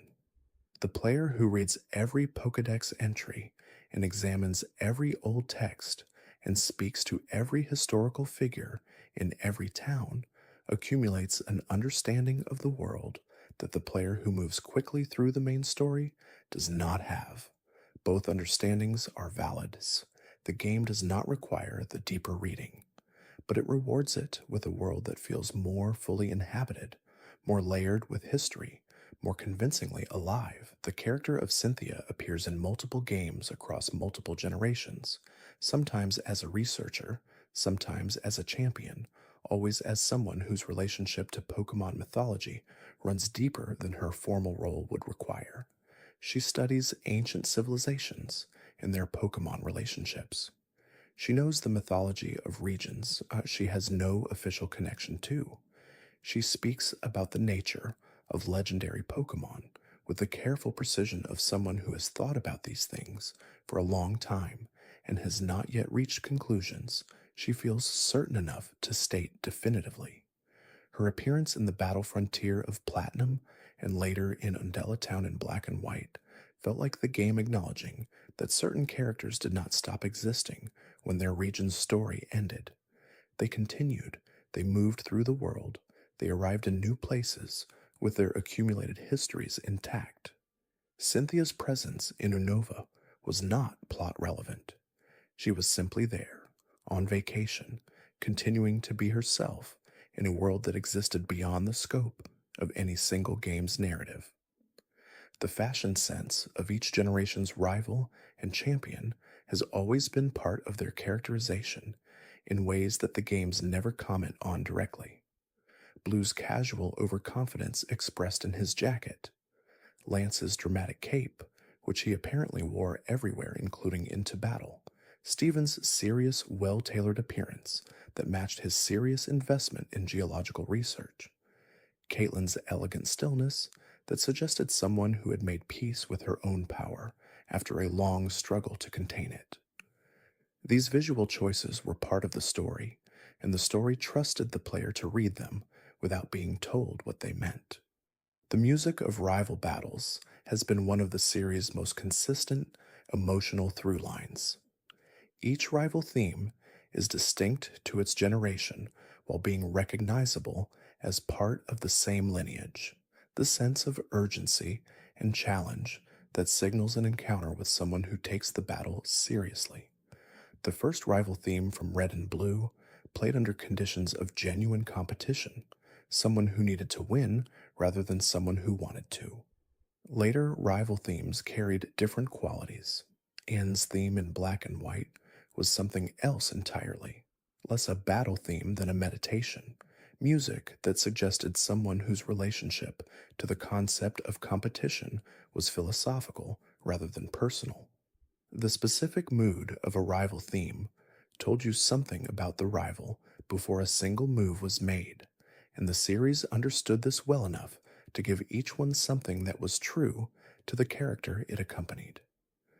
The weather events in the Hoenn games, the perpetual rain of certain routes, and the scorching heat above the volcano, and the ordinary sun of the coastal towns were one of the third generation's ways of making the world feel responsive to itself rather than merely decorative. The weather was connected to the mythological activity of the legendary Pokémon, and when Groudon or Kyogre was active, the weather of the entire region reflected that activity in ways that the player could feel even before they understood why. Primal weather, the extreme conditions created by the awakened forms of those legendary Pokemon, was something the region was not designed to sustain indefinitely. The ancient Pokemon who had shaped the balance of the world had established a relationship between land and sea that the humans who later arrived had inherited without understanding, and Team Magma and Team Aqua had both, from their different directions, arrived at the same catastrophic misunderstanding of what they were trying to alter. The resolution of the Hoenn climax through Rayquaza was a resolution through the restoration of balance rather than through the defeat of a villain, and this gave it a different quality from the Team Rocket or Team Galactic conclusions. Giovanni had been defeated, Cyrus had been defeated, but what stopped the Hoenn disaster was not the defeat of Team Magma or Team Aqua. They simply stopped when the thing they had awakened was returned to dormancy by a force older than their ideology.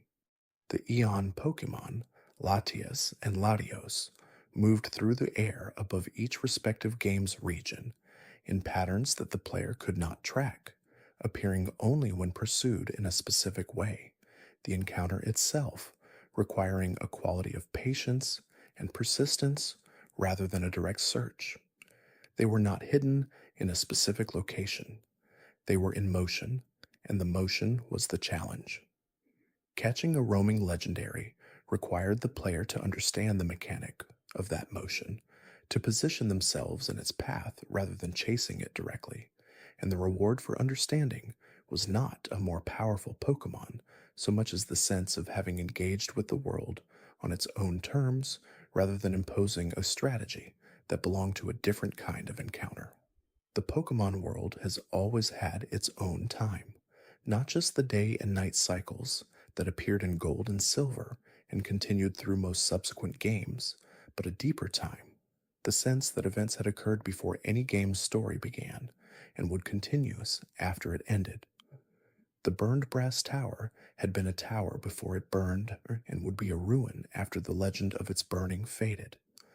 The ancient tablets describing Dialga and Palkia had been carved by people who were long gone, and the people who were long gone had themselves arrived after others who were even further back. This depth of time, even in a world that generally presents itself as bright and safe, gives the series a quality that purely contemporary settings lack. The legendary Pokemon that sleep for centuries and wake when disturbed, the ruins that carry inscriptions in languages no current researcher can fully translate, the lakes and mountains and caves that have been what they are for geological spans of time, regardless of what the humans around them were doing. These are all expressions of a world that has its own clock and runs on it indifferently.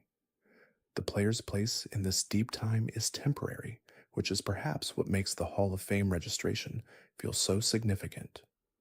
The legendary encounter on the Spear Pillar or in the Cave of Origin, or in the climactic tower of the villain's fortress, is a moment when the player's specifically individual timeline intersects with a timeline that is much longer and will continue much longer, and the game marks the intersection not with drama, but with a door that opens and a Pokemon that waits. The waiting is important. The legendary Pokemon does not come to find the player. The player goes to find it, moving through whatever preparation the game has required, and the legendary is simply there when the player arrives. It was there before. It will continue to be there, or to be caught, or to have its history changed by the encounter, depending on what happens next. But the waiting itself was not impatient.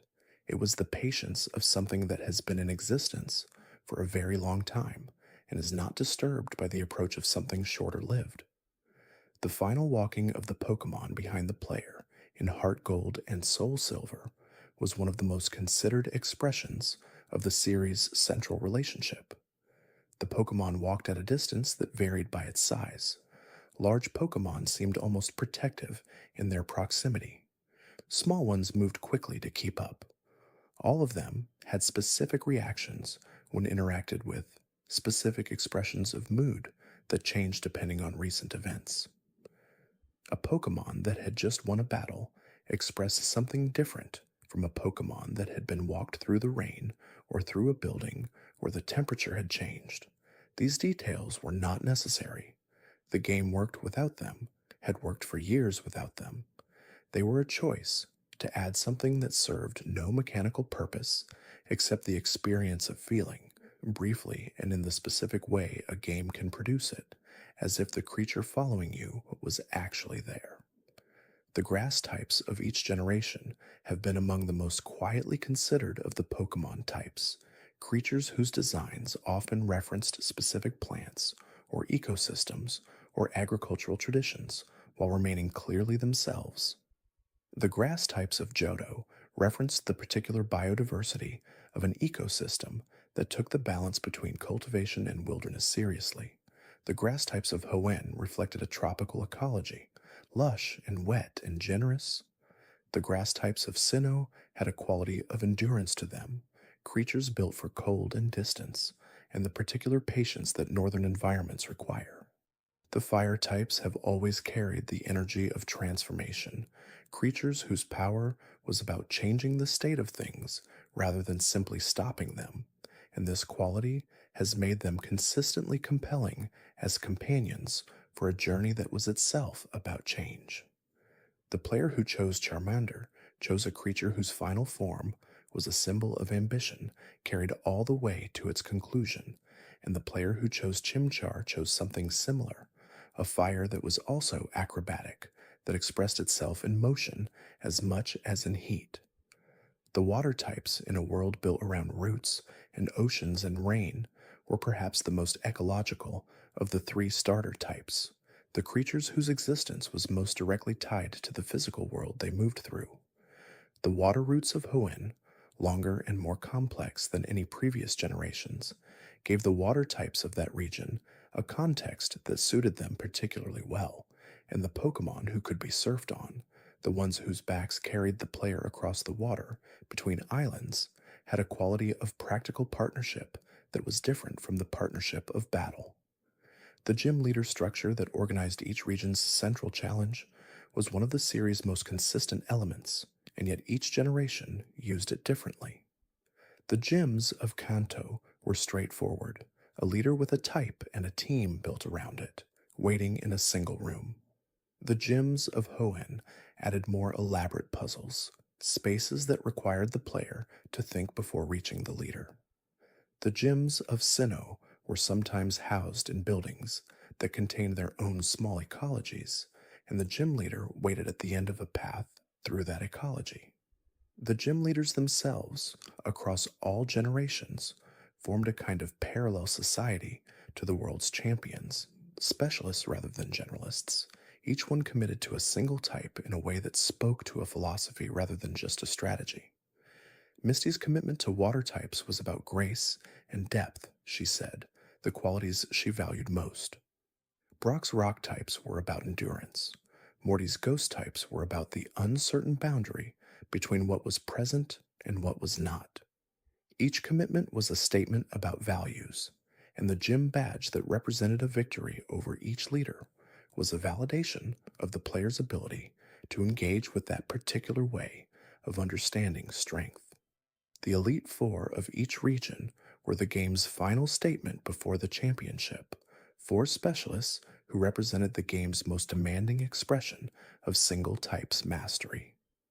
Lance's Dragons, the most powerful type in the first generation, waiting at the end of a long sequence that had already tested every other skill the player had developed.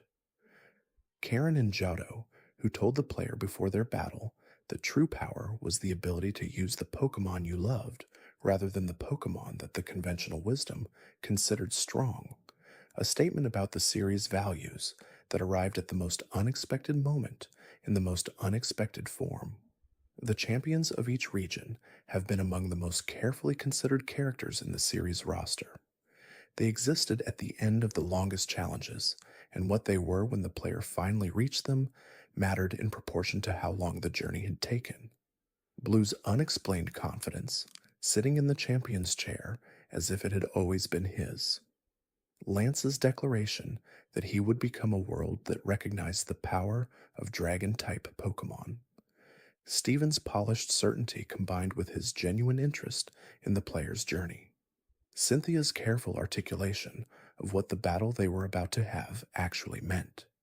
Each champion presented a version of what strength in the Pokemon world could finally look like, and the player who defeated them carried that vision forward as part of what the journey had taught.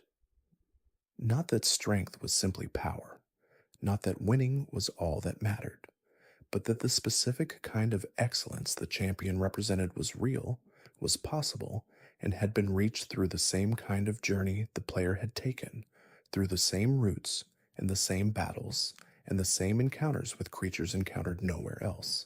The closing scenes of each game have always trusted the player to do the emotional work without the narrative telling them how to feel. The credits roll over images from the journey. The music plays, the world continues in its ordinary cycles, and the save file that remains when the credits end is the record of everything that was done, and everything that was found, and every creature that was named and trained and carried across the finish line.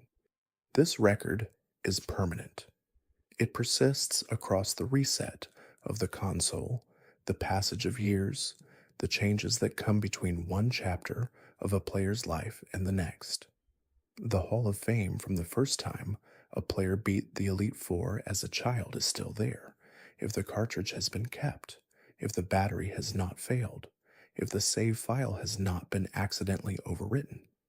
It is the most durable artifact the game produces, more durable than any individual memory of playing it, and it carries within it the specific team of a specific child at a specific moment, names chosen with whatever wisdom or whimsy or sentiment was available to a person who was new to the world and choosing for the first time. The Pokemon world has been a companion to its players across decades. It has grown and changed and added complexity while retaining the basic shape it had in the beginning: the starter Pokemon, the rival, the gym badges, the legendary encounter, the champion, the credits. Each generation has found new ways to inhabit that shape, new questions to ask within it, new characters to carry through it. And through all of it, the world has remained recognizably itself, the same world that was imagined by a person who spent his childhood in the suburbs of Tokyo catching insects and sharing them with his friends, a world built on the pleasure of discovering something alive and unexpected in the ordinary landscape, the particular joy of a world that conceals more than it reveals and rewards the patient looking. Every game has been an invitation to look again, to find what is waiting in the tall grass, to follow the path to the next town, and the town after that, and the mountain beyond the towns, and the ocean beyond the mountain, and whatever waits on the other side of the ocean that the game this time is not quite ready to show. The stories of the Pokemon games are not finished. They are ongoing, accumulating with each new release, each new region, each new roster of creatures whose designs carry within them the long history of everyone who made them and everyone who found them.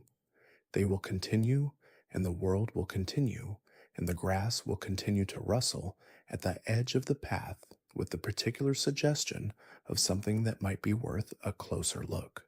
What is there may be familiar, and what is there may be something you have never seen before, but either way the encounter will begin the same way it always has, with the moment before anything is decided, the possibility still open, the world still full of creatures whose names you may not yet know. That moment is where the stories of every Pokemon game begin, and it is where they end, and everything in between is the specific texture of one person's journey through one particular version of a world that has always had room for one more wandering through its routes and its towns and its long stretches of open grass where anything might be waiting. There are threads that run through the Pokemon games quietly, connecting moments separated by generations of release dates and regions and rival names, binding the separate stories into something that resembles a single long understanding. The thread of the professor, the thread of the starter, the thread of the ending that is also a beginning, The credits that roll over a world that continues existing after the story that needed telling has been told. These threads are not announced. They are discovered by the player who has played long enough to feel them, the way a person who has known a place for many years begins to feel the underlying structure of it, the way certain roads and seasons and the particular angle of late afternoon light combine into something that is recognizably and irreducibly itself. Each Pokemon professor has been named after a species of tree, and the naming convention is itself a small piece of the world's mythology, a suggestion that the people who dedicate their lives to understanding Pokemon are somehow analogous to the trees they are named for, patient and rooted and oriented toward light. Oak was the first, solid and foundational, a figure so central to the series' identity that every subsequent professor has been understood in relation to him. Elm was more nervous, more specifically focused on Pokemon breeding and hatching and the particular question of where Pokemon came from. Birch was more outdoors, more physical, more interested in Pokemon habitats and ecological behavior than in laboratory research. Rowan carried a gravity that the previous professors had not quite had, a sense of someone who had spent many years understanding how serious the questions he was working on actually were, and who had not softened that understanding for anyone's comfort. Juniper was the first female professor in the main series, and her research interests in Pokemon origins, specifically the question of where Pokemon came from and what their relationship to the world's deeper history was, gave the fifth generation a philosophical foundation that matched its more ambitious narrative. Sycamore was warmer than Rowan had been, less formal, more inclined to meet the player at their level rather than maintaining the careful authority of a senior researcher. His interest in mega evolution gave him a specific area of expertise that connected him to the ancient history of Kalos, and his presence in the game at multiple story moments, rather than only at the beginning and ending, made the fifth generation feel more inhabited by its supporting characters than previous entries had. Kukui in Alola was a researcher who was also passionately engaged with Pokemon battles in a way that the previous professors, for all their dedication, had not quite been. He had invented the Island Challenge, had shaped it into the tradition that defined Alolan Pokemon training, and his investment in the player's journey was personal as well as professional. The reveal that he was also the masked champion, the figure who waited at the very top of the newly built Pokemon League, was a moment that the game earned through the accumulation of small interactions that had suggested his depth throughout. Magnolia in Galar was the oldest professor the series had introduced, and her elderliness was part of her characterization rather than incidental to it. She had discovered Dynamax and spent years studying it, and the calmness she brought to the central crisis of Sword and Shield came from someone who had already had a long time to understand the forces involved. Her granddaughter Sonia's parallel research journey, discovering the history of Galar's ancient heroes and their relationship to Zacian and Zamazenta, was one of the game's more interesting structural choices, a researcher becoming a researcher in real time. The pattern of the professor giving the starter Pokemon and sending the player into the world was so established by the third generation that subsequent games could play with the convention and rely on the player noticing the difference. In Sun and Moon, Professor Kukui did not have the starter Pokemon ready in the laboratory. They were given by another character in a moment that was as much about the relationship between giver and receiver as about the Pokemon itself. In Legends, Arceus, the professor equivalent gave the player a choice from 3 Pokemon brought from the future, creatures out of place in Hisui's timeline, and the choice was framed not as a gift, but as a partnership with something that was as lost in this time as the player was. The 3 starters of the Hisuian game came from 3 different regions and 3 different generations of the modern game, and their presence in Hisui was unexplained in any lore-satisfying way, a convenient fiction that allowed the familiar structure to persist in an unfamiliar setting. The starter Pokemon of each generation have been the most discussed and debated choices in the series' history, and the debates are themselves evidence of how seriously players take the decision. Choosing between Bulbasaur and Charmander and Squirtle in the first game was not simply a mechanical choice. It was a statement about what kind of player you were, what kind of journey you wanted, what kind of creature you wanted beside you when the journey got difficult. The fire starters of each generation have consistently attracted players who valued transformation and intensity, the sense of something powerful held under control. Charmander and Cyndaquil and Torchic and Chimchar and Tepig and Fennekin and Litten and Scorbunny and Fuecoco followed the same intuition through different visual languages, and the players who chose them tended to know what they were choosing for, even in the first games when the type disadvantages against the early gyms were most punishing. The water starters have consistently attracted players who valued reliability and adaptability, the sense of a creature whose strength was steady rather than spectacular. Squirtle and Totodile and Mudkip and Piplup and Oshawott and Froakie and Poplio and Sobble and Quaxley express the same underlying quality through very different designs. And the particular grace of water in the Pokemon world, its presence on so many routes and in so many important moments, gave the water starters a consistent relationship to the world they inhabited. The grass starters, perhaps unfairly, have often been chosen by the players who chose for reasons other than competitive advantage or visual preference. The players who went through the available information and concluded that the grass type's particular combination of traits suited them in ways the other types did not. Bulbasaur and Chikorita and Trico and Turtwig and Snivy and Chespin and Rowlet and Grookey and Sprigatito were each distinct creative choices that came from a consistent philosophical root. The idea of a creature whose strength grew from something planted and patient. The starters that the rival chose were almost always the type advantaged against the player's choice, which meant that the first rival battle was already a statement about the nature of competition in this world, that the person who wanted to challenge you would always find the angle from which they had an advantage, and that the work of the journey was to develop strengths broad enough that no single advantage could determine the outcome. The player's journey through each region was structured around the acquisition of HMs, hidden machines that taught Pokemon moves useful outside of battle, and that could not be forgotten without visiting a specific character. This structure, criticized for its inflexibility in later games that replaced HMs with more fluid mechanics, was for many years part of what made each region feel like a physical space with genuine obstacles rather than a sequence of story beats. Cut cleared the trees that blocked small paths between places. Surf allowed movement across water that would otherwise be impassable. Strength moved the boulders that blocked cave interiors. Fly returned the player to any town they had visited, which made it not just a travel mechanic, but a form of memory.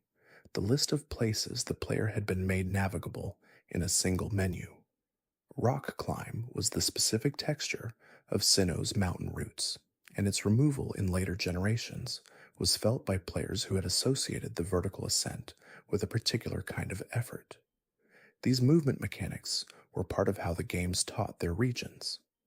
A route that could not be passed without cut on the first visit would be returned to later with the right Pokemon available, and the return was itself part of the story, a demonstration that the world was not finished with the player just because the player had passed through it once.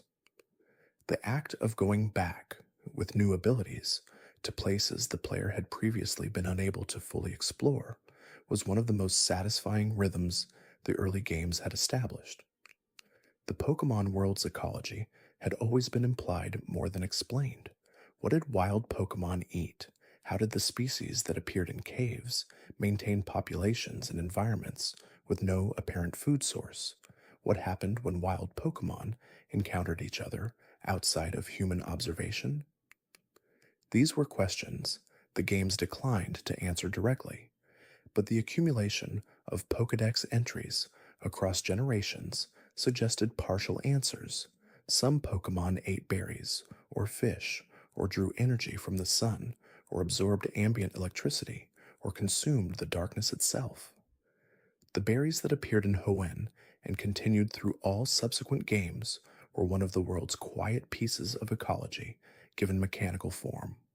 They grew in specific places, took a specific number of steps to mature, produced fruit in quantities that depended on how consistently they had been watered. Pokemon could be fed berries to change their condition. Berries could be used in battle.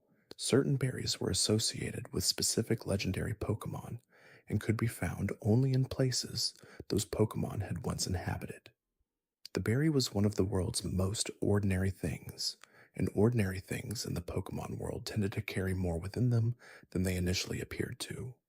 The apricorns of Johto, from which Pokeballs were originally made before modern manufacturing replaced them, were another piece of the world's material history given form. The man in Azalea Town, who still made Pokeballs from apricorns, was not an anachronism or a joke. He was evidence that the techniques that had built the relationship between humans and Pokemon had not been entirely replaced by the more efficient versions that followed.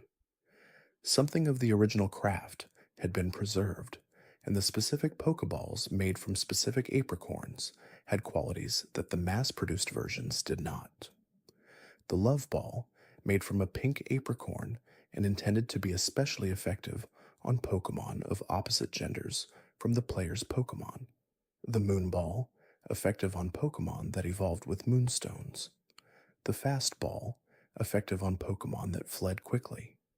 Each of these was a piece of inherited knowledge about Pokemon behavior, distilled into a physical object that could be held and used and passed down to someone who understood what it had been made for. The Pokemon world's relationship to time, beyond the day and night cycles, was a recurring theme in the mythology of multiple regions. Dialga embodied time in Sinnoh. Celebi could travel through time in Johto. The Spiritomb that was sealed in the Odd Keystone had been constructed from 100 spirits over a span of time that the game did not specify precisely, but implied was very long. The Slowpoke who had been sitting on the shore, waiting for shelter for so long that the local population had made it a local deity in all but name. The Pokemon world's relationship to death was handled more delicately than its relationship to most other subjects, and yet it was present throughout. The Pokemon Tower in Kanto was a cemetery. The graves throughout Kalos referenced a war. The ghost Pokemon carried within their designs specific ideas about what happened after death, what persisted, what changed, what remained bound to the physical world by attachments that even death had not dissolved. Yamask carried a mask that bore the face of the person it had been before it became a Yamask. Chandelure apparently burned away the spirit of anyone it caught rather than the body. Phantump was a stump possessed by the spirit of a child lost in the woods who could not find the way home. These entries were written in the same encyclopedic voice as the entries about berry preferences and habitat ranges, and the effect was of a world where death was part of the ordinary landscape, documented rather than avoided.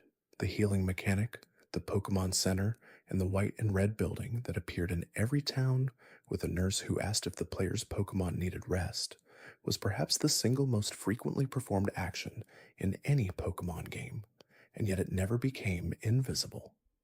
The brief animation of the machine restoring the Pokemon, the sound that accompanied it, the nurse's final statement that the Pokemon were all healed and ready for battle were a rhythmic pause in the journey, a moment of tending that the game built in at regular intervals, not just because the mechanics required it, but because the story required it. The story required it because the journey was difficult and the Pokemon were not infinite in their endurance, and the acknowledgement of that endurance and the care it needed was part of what made the relationship between trainer and Pokemon feel real. You could not simply deplete your Pokemon's strength indefinitely without consequence. The consequence was the healing, the return to the center, the moment of not being in motion, of being in a place designed specifically for rest. The towns of each region were small, most of them settled around a single point of interest, and yet each one was legible, had a character that came from its geography and its gym leader and the particular people who had chosen to live there. Cerulean City at the edge of a mountain range, its streets wide and its light bright. Ekrutake City in the center of Johto, deliberately traditional, its buildings the same style as buildings that had been there for 1,000 years. Lavaridge Town built over hot springs in the volcanic rock of Hoenn's interior, the particular warmth of it recognizable from the moment the player arrived. The feeling of arriving in a new town was one of the specific pleasures of each game, the moment when the music changed and the new visual identity of the place declared itself, and the player understood they were somewhere different now. The music, especially. Each town's theme was composed to communicate something about the place's character before a single building had been entered, and the best of them achieved what the best music achieves, the feeling of already having been somewhere when you are arriving for the first time. Littleroot Town's two-note opening, Goldenrod City's bright urban bustle, Slateport City's almost tropical warmth, Twinleaf Town's gentle repetition, which felt like looking out a window at a morning that had not quite decided to begin. These were not just melodies. They were the specific experience of each place distilled into sound, and players who returned to them years later found that the music carried the memory of the first time as reliably as any other sense. The contest hall of Hoenn and Sinnoh was built around a different kind of sound, the performance of the appeal and the reaction of the crowd, and the Pokémon contests were one of the game's most developed expressions of a world with multiple kinds of excellence. The Pokémon that won contests was not necessarily the one that would win battles. It was the one whose moves and presentation and the particular timing of its performance appealed most directly to the aesthetic sensibility of the judges and the crowd. The beautiful and the clever and the cute and the tough and the cool were categories of excellence, and the world had room for all of them. The super contests in Sinnoh added a visual performance element, a brief sequence in which the Pokémon moved through a specific pattern while matching its rhythm to the music, and this addition made the contests feel more like a genuine performance art than a mechanical display of move statistics. The best contest Pokémon were Pokémon that could express their specific character through the moves available to them, and finding the combination that did this most effectively was a different kind of puzzle from the type matchups and stat optimization of competitive battles. The secret bases of Hoenn, and later the elaborate customization of festival plazas and pastures, were the game's expression of a world that had space for the player to inhabit in a way that went beyond the prescribed path of the main story. A secret base was a room in a hollowing of the landscape, a space the player could decorate with items collected across the region and share with other players through connection features that allowed them to visit each other's bases and battle the decorators they found there. These spaces were not necessary. They did not advance the story. They were simply available, an acknowledgement that players might want to do something with the world they had spent hours traversing that was not directly connected to catching or battling, that the world was spacious enough to contain more than the route from one gym to the next. The postcards of each generation, the small moments of interaction between player and world that accumulated over time without contributing directly to any specific goal, were the texture of a life lived in the Pokémon world rather than just a journey through it. Watering a Pokémon's Amy berries, playing the poke flute in front of a sleeping Snorlax, and watching the enormous creature stir. Returning to the daycare and finding that an egg had appeared while the player had been elsewhere. These were the edges of the story, and the edges were where the world felt most alive. The Pokémon world's relationship to human civilization has always been suggestive, rather than fully articulated. There are cities with power plants and skyscrapers and traffic and the specific noise of many people living close together. There are also villages with a single road through them and one house with a light on. The range between these extremes, the full spectrum of human settlement that the series has represented across its regions, suggests a world that has developed at different rates in different places and that has made different choices about what to build and where. Goldenrod City's radio tower, broadcasting signals that reached all of Johto, and that Team Rocket eventually took over to broadcast their desperate message to Giovanni, was a piece of infrastructure that the city had built for ordinary reasons, and that the story had found an extraordinary use for. The radio tower was not built for the plot. It was built because Goldenrod City was the kind of city that would have a radio tower, and then the story used it because the story needed something specific that the world had already provided. This was one of the ways the Pokemon world felt genuinely inhabited rather than constructed for narrative convenience. Things existed before the story needed them, and the story found them and used them, and the world continued after the story was done with them, the radio tower still broadcasting ordinary programming when Team Rocket was gone. The Battle Tower and its various successors across generations were the game's official acknowledgement that some players wanted the battles to continue past the point where the story gave them reason to. The Battle Tower in Gold and Silver, the Battle Frontier in Emerald, and later Platinum, the Battle Maison in X and Y. These spaces were built for the player who had finished everything else and still wanted more, and they were built with enough mechanical depth that the more offered was genuinely more, not just repetition. The Frontier Brains who governed the Emerald Battle Frontier were among the most developed supporting characters outside the main story, specialists in specific battle formats who waited at the end of long streaks and who were harder to beat than the champion had been. Tucker with his theatrical flair, Noland with his borrowed Pokémon, Annabelle with her Pokémon that responded to her emotional state. These characters existed entirely outside the main story, and yet had more distinct personalities than many characters who appeared within it. The Pokemon world's art has been one of the series' most consistently high-quality elements, each generation bringing a different visual identity to the same underlying aesthetic language.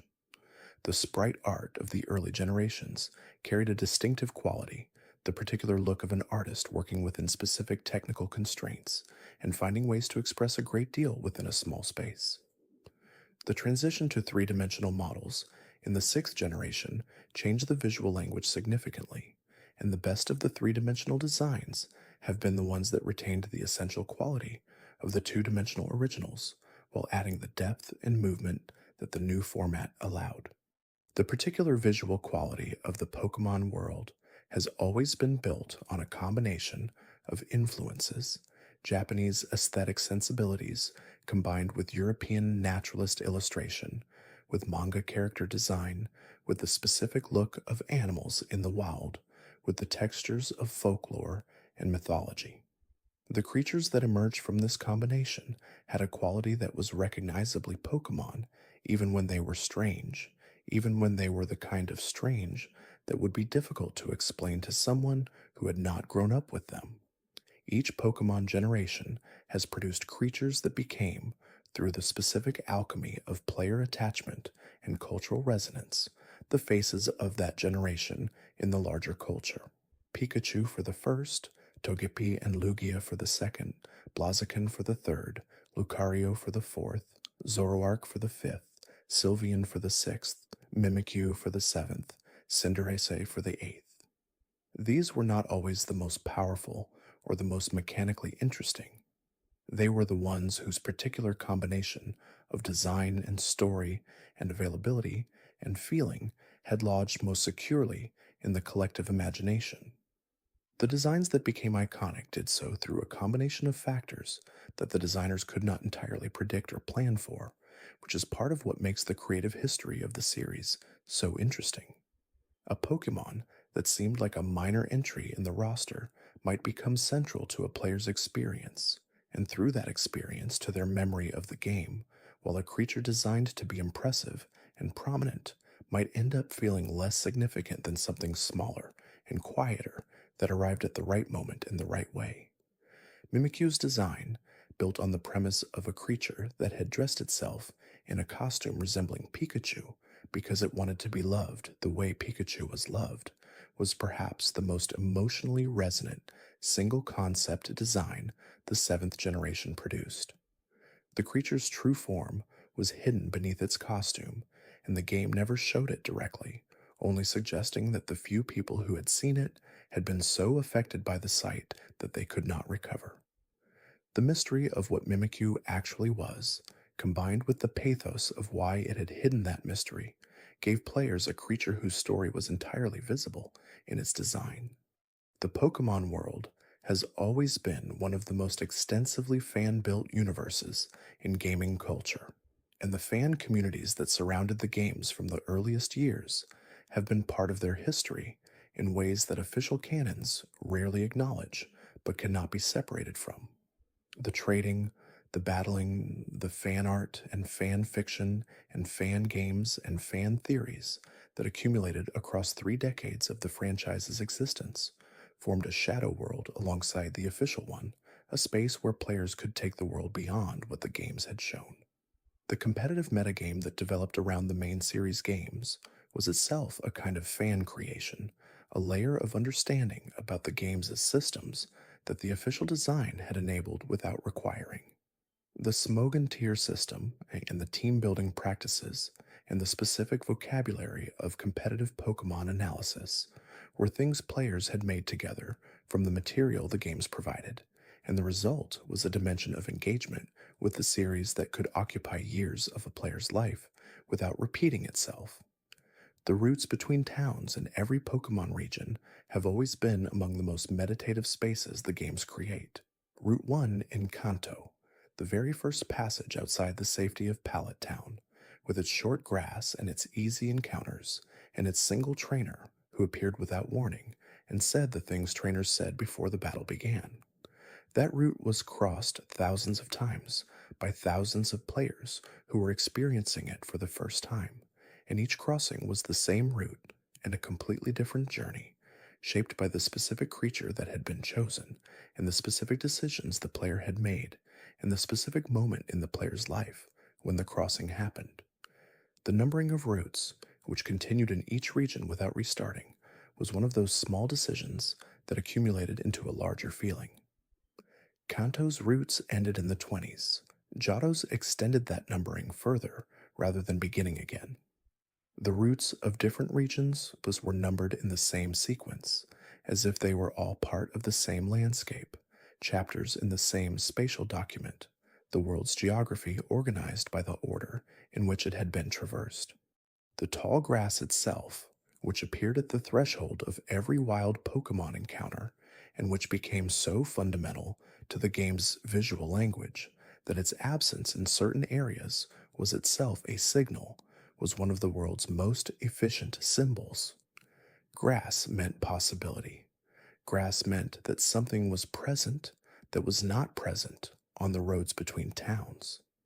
Grass meant the encounter was coming, and whether the encounter was welcome or unwelcome depended entirely on where the player was in the journey and what they were looking for.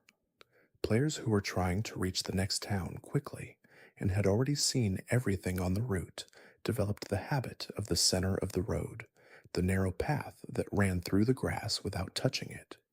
Players who were looking for a specific Pokemon, a specific encounter that had not yet occurred, moved deliberately into the grass and waited. Both of these were relationships with the same mechanic, the same symbolic space, producing opposite behaviors from the same landscape.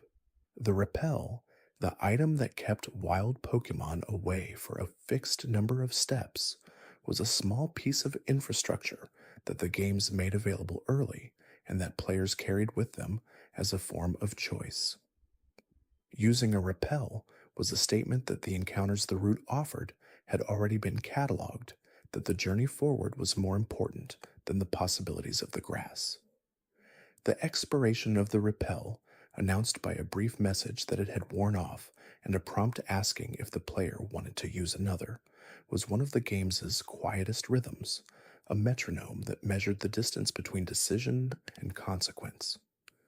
The fishing mechanic, which required standing at the water's edge with a rod and waiting for the line to go taut, was one of the most explicitly patient things a player could do in any Pokemon game. The ordinary rod, the good rod, the super rod, each accessing different Pokemon at different depths, each requiring a slightly different rhythm of attention. The Pokemon that could only be found by fishing were in some cases the most sought after in their routes, accessible only through the specific quality of stopping and waiting. Old Rod and Good Rod and Super Rod were not just different qualities of fishing equipment.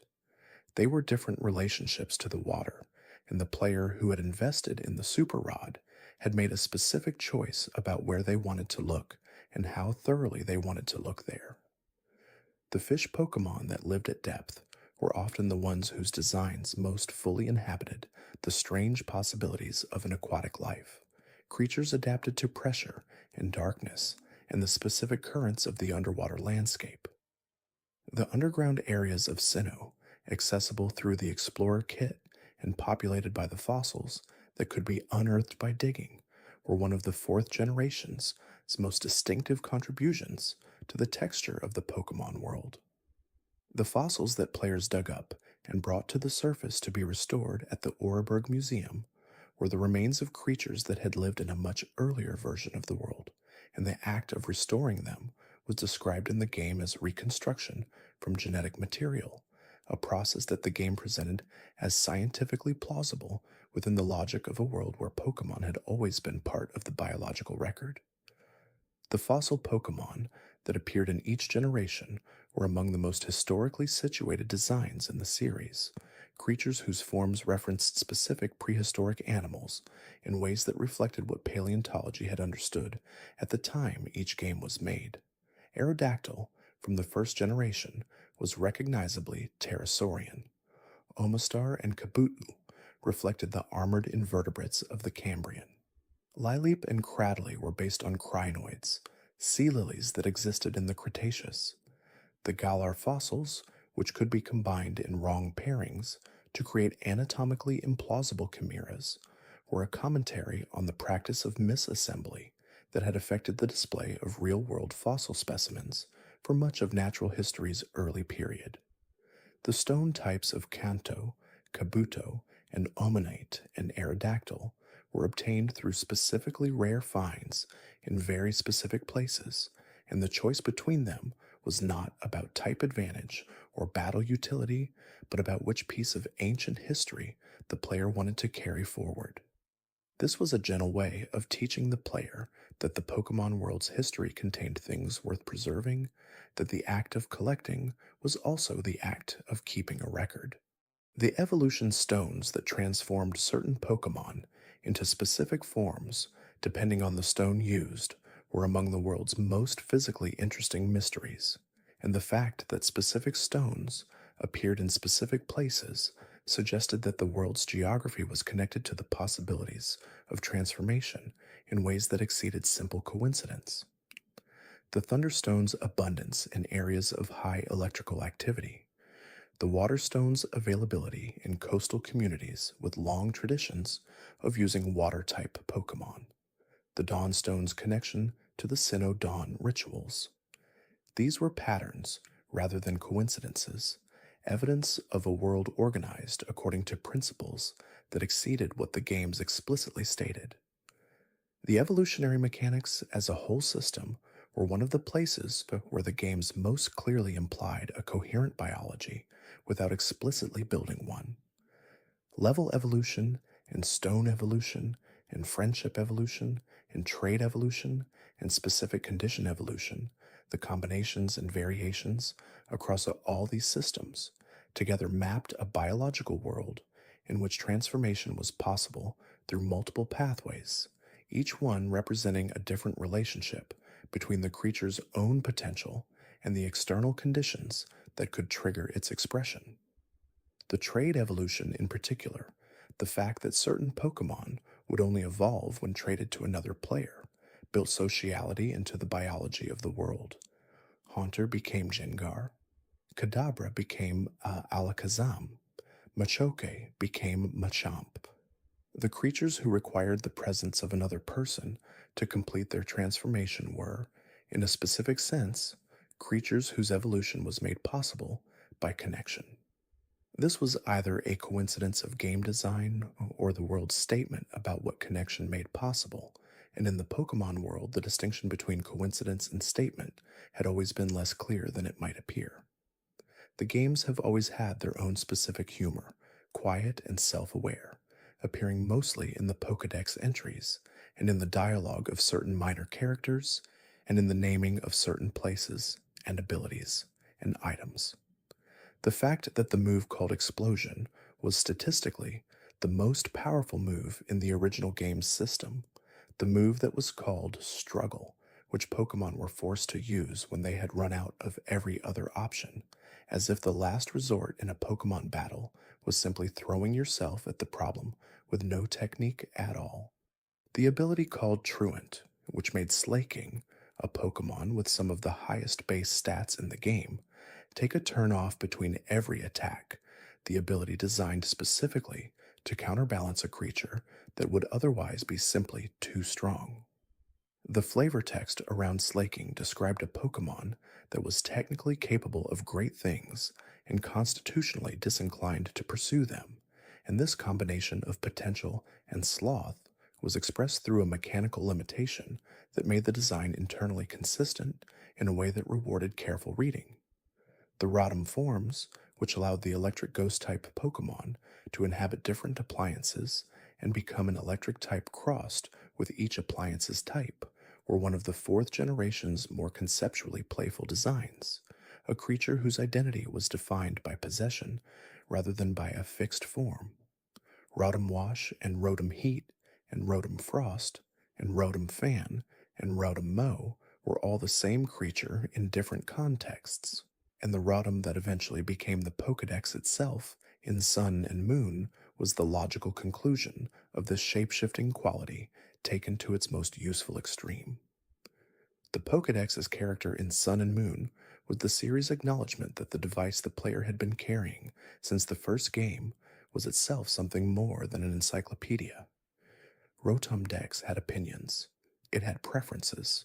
It spoke about the player and their journey with the particular perspective of something that had been present for all of it without being central to any of it, and its occasional unexpected commentary on events gave the seventh generation a quality of companionship in the literal sense, someone alongside rather than behind. The companions who accompanied players through the games before Rotom Dex were mostly structural rather than personal, the rival who appeared at key moments, the professor who could be visited in their laboratory. The shift toward a companion figure who was physically present and verbally responsive to the journey was one of the ways Sun and Moon tried to make the experience more intimate, more specifically about the relationship between the player and the world they were traversing. The relationship between the player and the world has been the series' central question across all its iterations, and each generation has answered it differently. Kanto said, "The world is large, and you are small, and your task is to see as much of it as you can." Johto said, "The world has a history, and you are part of it, and some of what the world contains is older than you and will be here after you." Hoenn said, "The world is beautiful and fragile, and some of the forces within it are indifferent to whether humans survive their expression." Sinnoh said, "The world was made, and the making was not finished, and the principles that made it are still active and can be disturbed."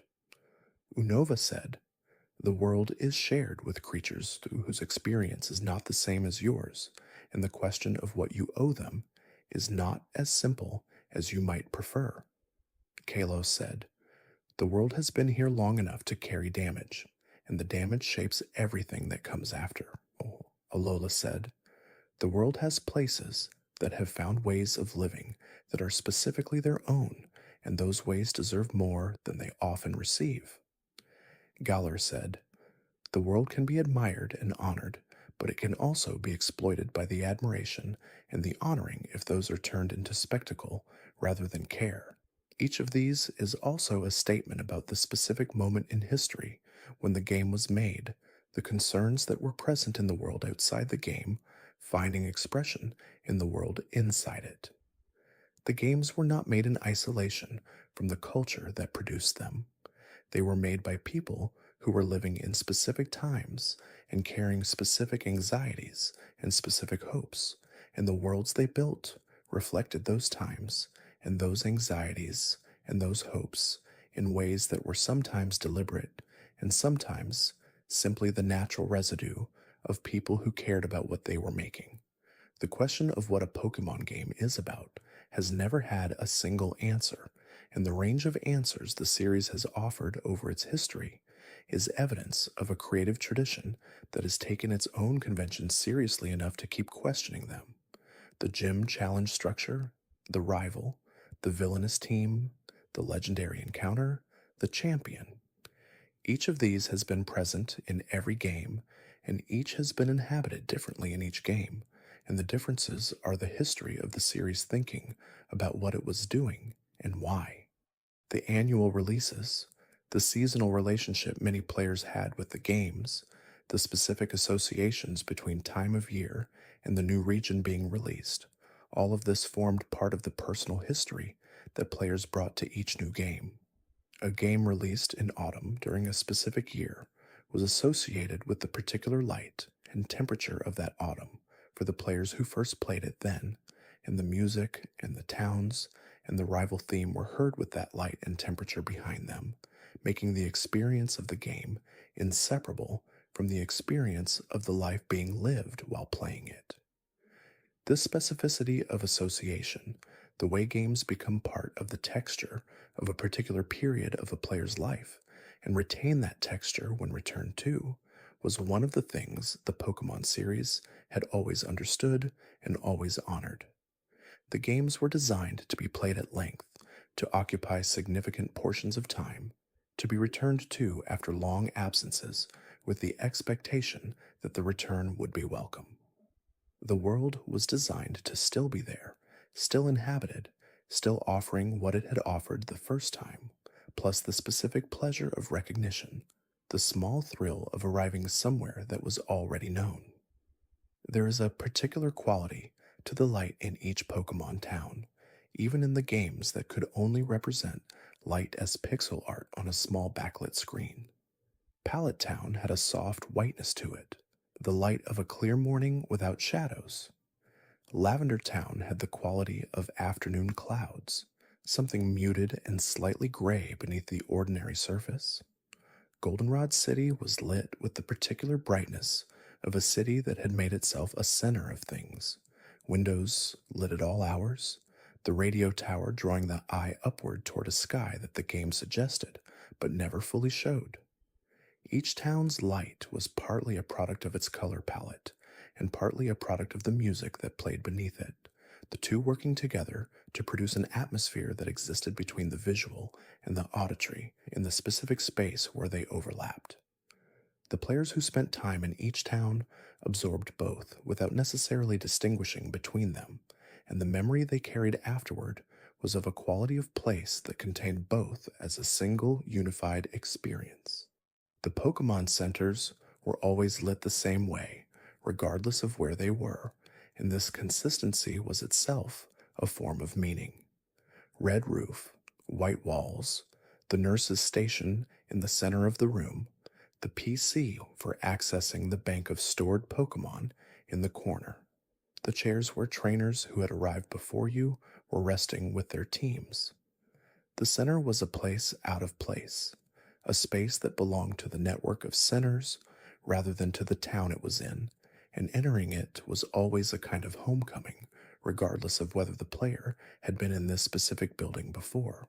The mystery of the PC's storage system, The fact that Pokemon could be deposited and withdrawn from any center in any region, as if the bank were not divided by geography, was one of the game's most convenient impossibilities, and they handled it by not drawing attention to it. The PC simply worked. The Pokemon that were deposited in Kanto were accessible in Johto and in every region afterward, and the system that made this possible was never explained, only used. Bill's PC, named after the character in Kanto who had developed the system, was one of the original game's quieter pieces of world building, the suggestion of a specific person who had invented something important enough to be named after. Bill himself, encountered in his cottage on the coast between Cerulean and Vermilion, had been caught in a teleporter accident and was half person and half Pokemon when the player arrived. A strange and briefly comic moment in a game that otherwise took its own premises entirely seriously. The scientists and researchers and inventors scattered through each region were part of the texture of a world that was actively being understood. The people who studied the effects of electricity on Pokemon in the Kanto power plant. The researchers in the desert ruins, trying to decode the Braille inscriptions that describe the conditions for unsealing the Regis.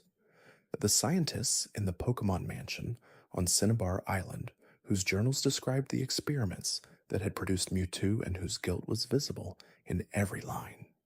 The Pokemon Mansion was one of the first generation's most effective pieces of environmental storytelling, a building that told its story through objects left behind rather than through any character who was still present to tell it.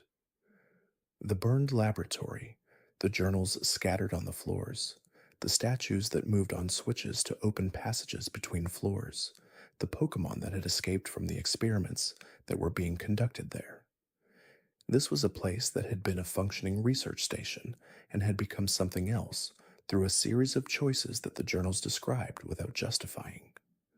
Mewtwo's origin, read in fragments in those journals, and understood more fully through encounters in subsequent games and in the film that accompanied the first generation's release, was one of the earliest examples of the series engaging with the ethics of what it was asking players to do. A Pokemon had been created through genetic manipulation, had developed a mind capable of understanding what had been done to it, and had found that understanding painful in ways that led to destruction. The question of what was owed to a being created against its will was not resolved by the games, but it was raised quietly in the documentation that explained what had been made. The Cinnabar Island Gym, where Blaine, the fire-type specialist, tested trainers through a puzzle that required answering questions about Pokemon before opening the doors to his arena, was one of the first generation's oddest design choices, and it was odd in a way that felt specifically Blaine's, as if the gym reflected the personality of its leader in its specific form. A researcher who had become a trainer, or a trainer who had become a researcher. The details of his biography suggested someone who thought about Pokemon seriously enough to want to quiz others about what they knew before allowing them to proceed.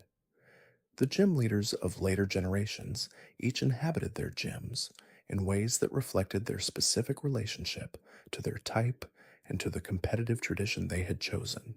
Flannery in Mauville's gym, still finding her confidence as the newest leader in Hoenn, the gym's maze of switches and trainers, reflecting someone still establishing the form her leadership would take.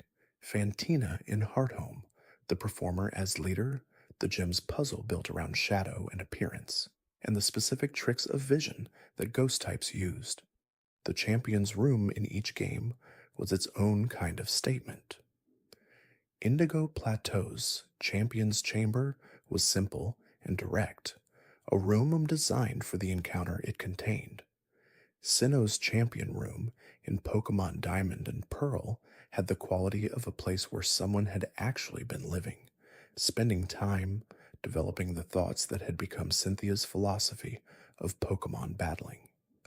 The champion room in Alola was built into the mountain summit that the player had just climbed, and the encounter with Professor Kukui felt less like a formal championship than an argument between two people who respected each other, about what it meant to be strong.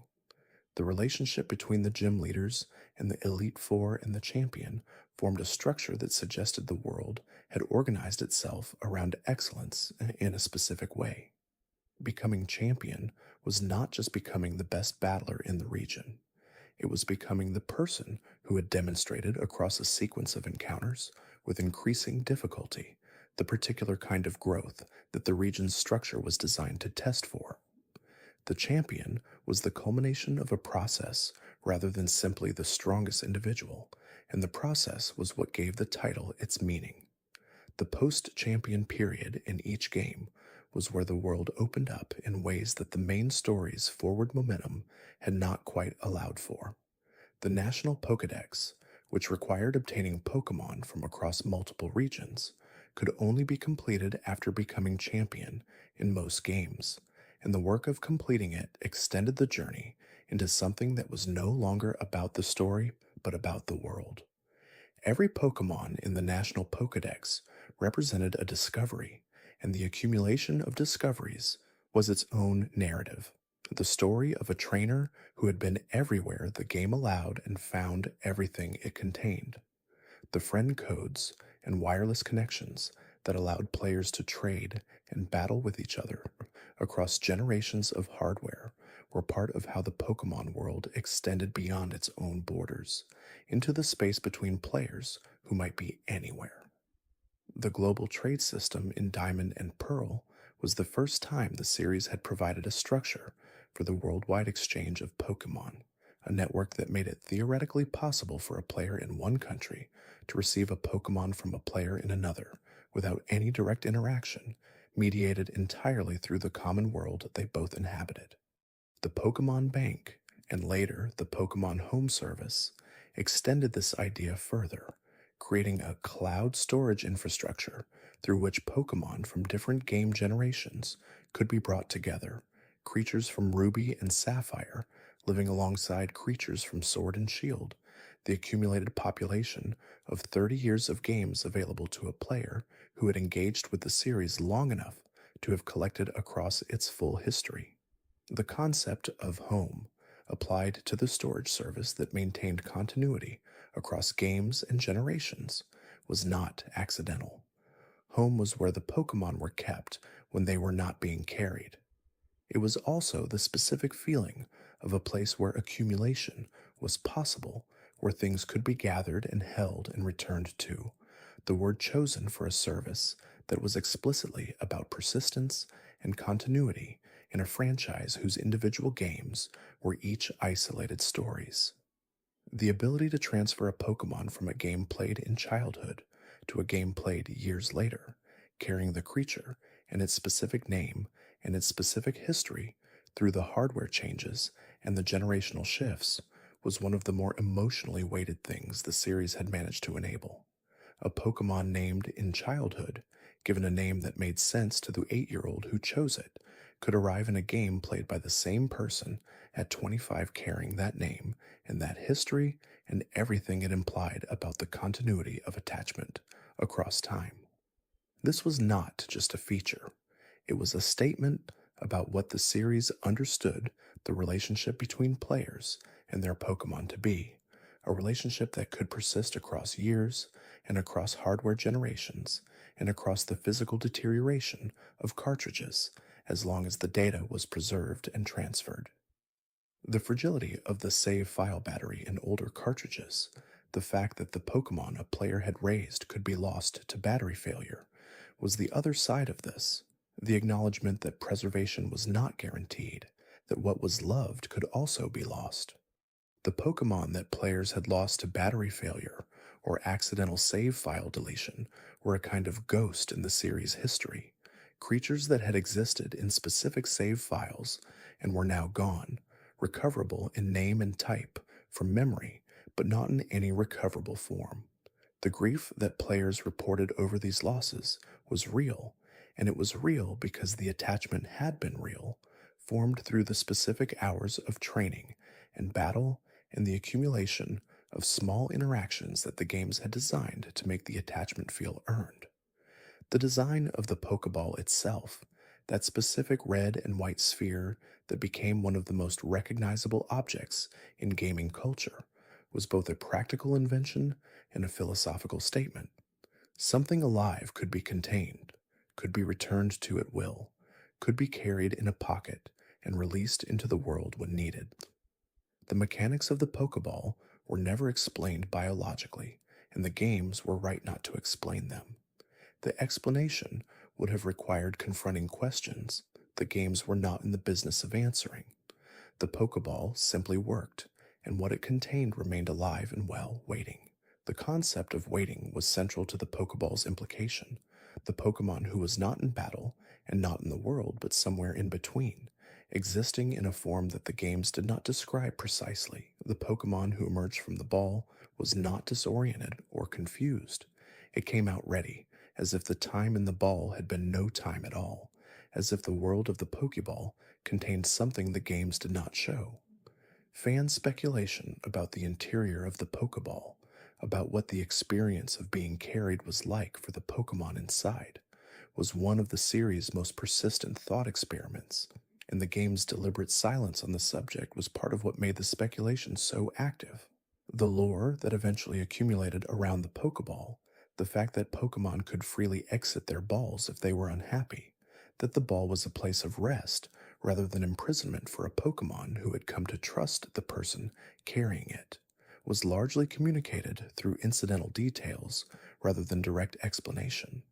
Pikachu's refusal to be in a Pokeball in the anime was the clearest statement the franchise had made on the subject. The ball was a choice, and a Pokemon that did not want to be in it was not required to be.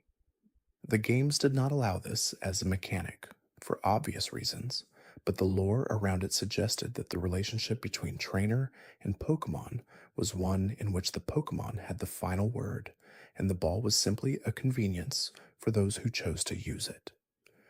The world of Pokemon has always been a world of choices made between creatures and the people who encountered them, and the stories of every game have been the accumulated weight of those choices. The choice of the starter, the choice of which Pokemon to add to the party when the party had room for one more and there were several to consider. The choice of which Pokemon to release, the mechanic that allowed players to let a caught Pokemon go back into the wild, that was almost never used because the attachment formed through catching and carrying made the release feel like a loss. The wonder trade and surprise trade mechanics of later games, which sent the player's Pokemon to a random person somewhere in the world in exchange for that person's randomly sent Pokemon, were the game's attempt to make the exchange itself the experience rather than the specific Pokemon received. Getting a Magikarp in exchange for a carefully raised creature was a letdown in mechanical terms, and a completely reasonable outcome in the context of a system that was honest about what random meant. Getting a carefully raised and trained creature in exchange for a Caterpie was the other side of that same randomness, a gift from a stranger whose generosity was expressed through the mechanics of the world they shared. The Wonder Trade's best moments were the stories players shared about unexpected connections, the Pokemon received that was inexplicably perfect for what was needed, the Pokemon sent that found exactly the right home. These were the moments when the system produced something that felt less like randomness and more like the world paying attention, and the fact that the feeling was produced by statistics and probability rather than intention did not diminish the feeling. The names of the Pokemon themselves have always been one of the series' most quietly considered elements, each one a small piece of language designed to communicate the creature's essential nature without explaining it entirely. Bulbasaur, bulb and sour, the bud and the lizards, the growing thing made animal. Haunter, the verb as creature, the act of haunting given a body and a type. Chansey, chance and the Japanese word for happiness, a creature whose rarity made encountering one feel like exactly the kind of luck its name suggested. The naming conventions varied by region and by generation, each one bringing a different approach to the same problem. What do you call something that does not exist outside this world? The names of Johto's Pokémon felt slightly more classical than Kanto's, more rooted in the specific references they were drawing from. Hoenn's names felt tropical in ways that matched the region. Sinnoh's names often carried the weight of the mythology they were connected to.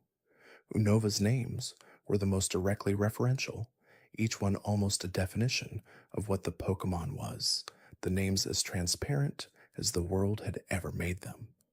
The process of naming a newly caught Pokemon was one of the player's most personal acts in the game, and the names that players chose for their Pokemon became part of the specific memory of playing, tied to the Pokemon's role in the journey and to whatever was going on in the player's life when the naming happened. A Pokemon named for a friend, for a pet, for a character from another story the player loved, carried all of those associations through every subsequent battle and every subsequent route, a small piece of personal history embedded in the game's data. The nickname question, which appeared every time a Pokemon was caught and asked if the player wanted to give it a name, was a threshold moment, a pause in the game's forward momentum where something personal could be added to what was otherwise shared. Players who always said yes were having a different experience from players who never did, and players who named some Pokemon and not others were making specific distinctions about which ones mattered enough to be named, distinctions that said something about how they understood the world they were inhabiting. The Pokemon that were given names by the game itself, the ones received from NPCs or the rivals or the game's story structure, had names that were chosen by someone other than the player, and these names carried a different quality from the ones the player invented. The Eevee received from Bill's family in Goldenrod City arrived already named, though the player could change the name if they chose. The Pokemon given as rewards for specific accomplishments arrived as themselves, already identified, waiting to be accepted on the terms of what they were. The series has always understood that names were important in exactly the right way, which is to say, without ever saying so. The games did not lecture about the significance of naming or about what names meant in the relationship between trainer and Pokemon. They simply provided the mechanic and trusted the player to understand, from their own experience of naming things, that what was named was also claimed, and what was claimed was also cared for. The care mechanic, expressed through the friendship and affection and the various bond systems that developed across the series, was always downstream of naming and catching and carrying, the accumulation of time and shared experience that turned a wild creature into a companion. The games tracked this accumulation invisibly, the friendship value rising with each battle won and each Pokemon Center visit and each step taken on routes where the Pokemon was present, the number expressing something that had no other expression in the game's systems. A Pokemon whose friendship was low might not respond reliably to commands in battle, might look away or act defiantly in the specific way that a creature unfamiliar with its trainer might act. A Pokemon whose friendship was high would sometimes survive a hit that should have fainted it, the game expressing this through a flavored text line that said something about not wanting to give up because of how much it cared about the person it was with. These mechanical expressions of attachment were not false. They were genuine expressions of something the game had been measuring, the accumulated weight of shared time and shared challenge, and the players who experienced them felt them as genuine precisely because the game had done the work of tracking what made them true.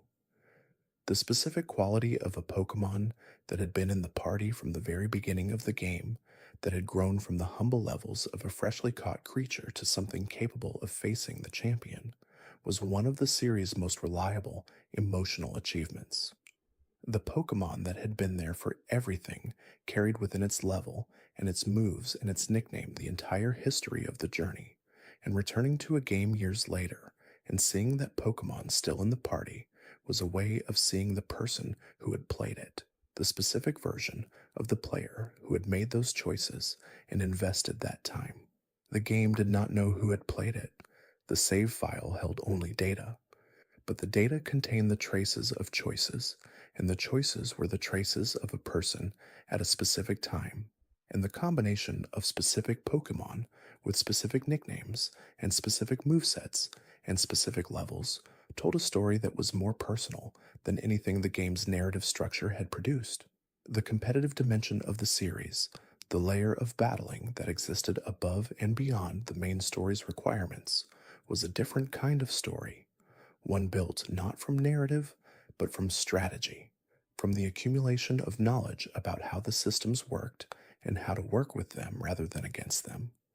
Competitive Pokemon had its own community, its own vocabulary, its own famous moments and famous matches and famous players. The introduction of abilities in the third generation transformed competitive play more fundamentally than any other single mechanic change, because abilities made each Pokemon capable of operating according to principles that exceeded their visible stats, their types, their move pools. A Pokemon with the right ability in the right situation could reverse expectations in ways that neither trainer had predicted, and that unpredictability was part of what made competitive play engaging to those who pursued it seriously.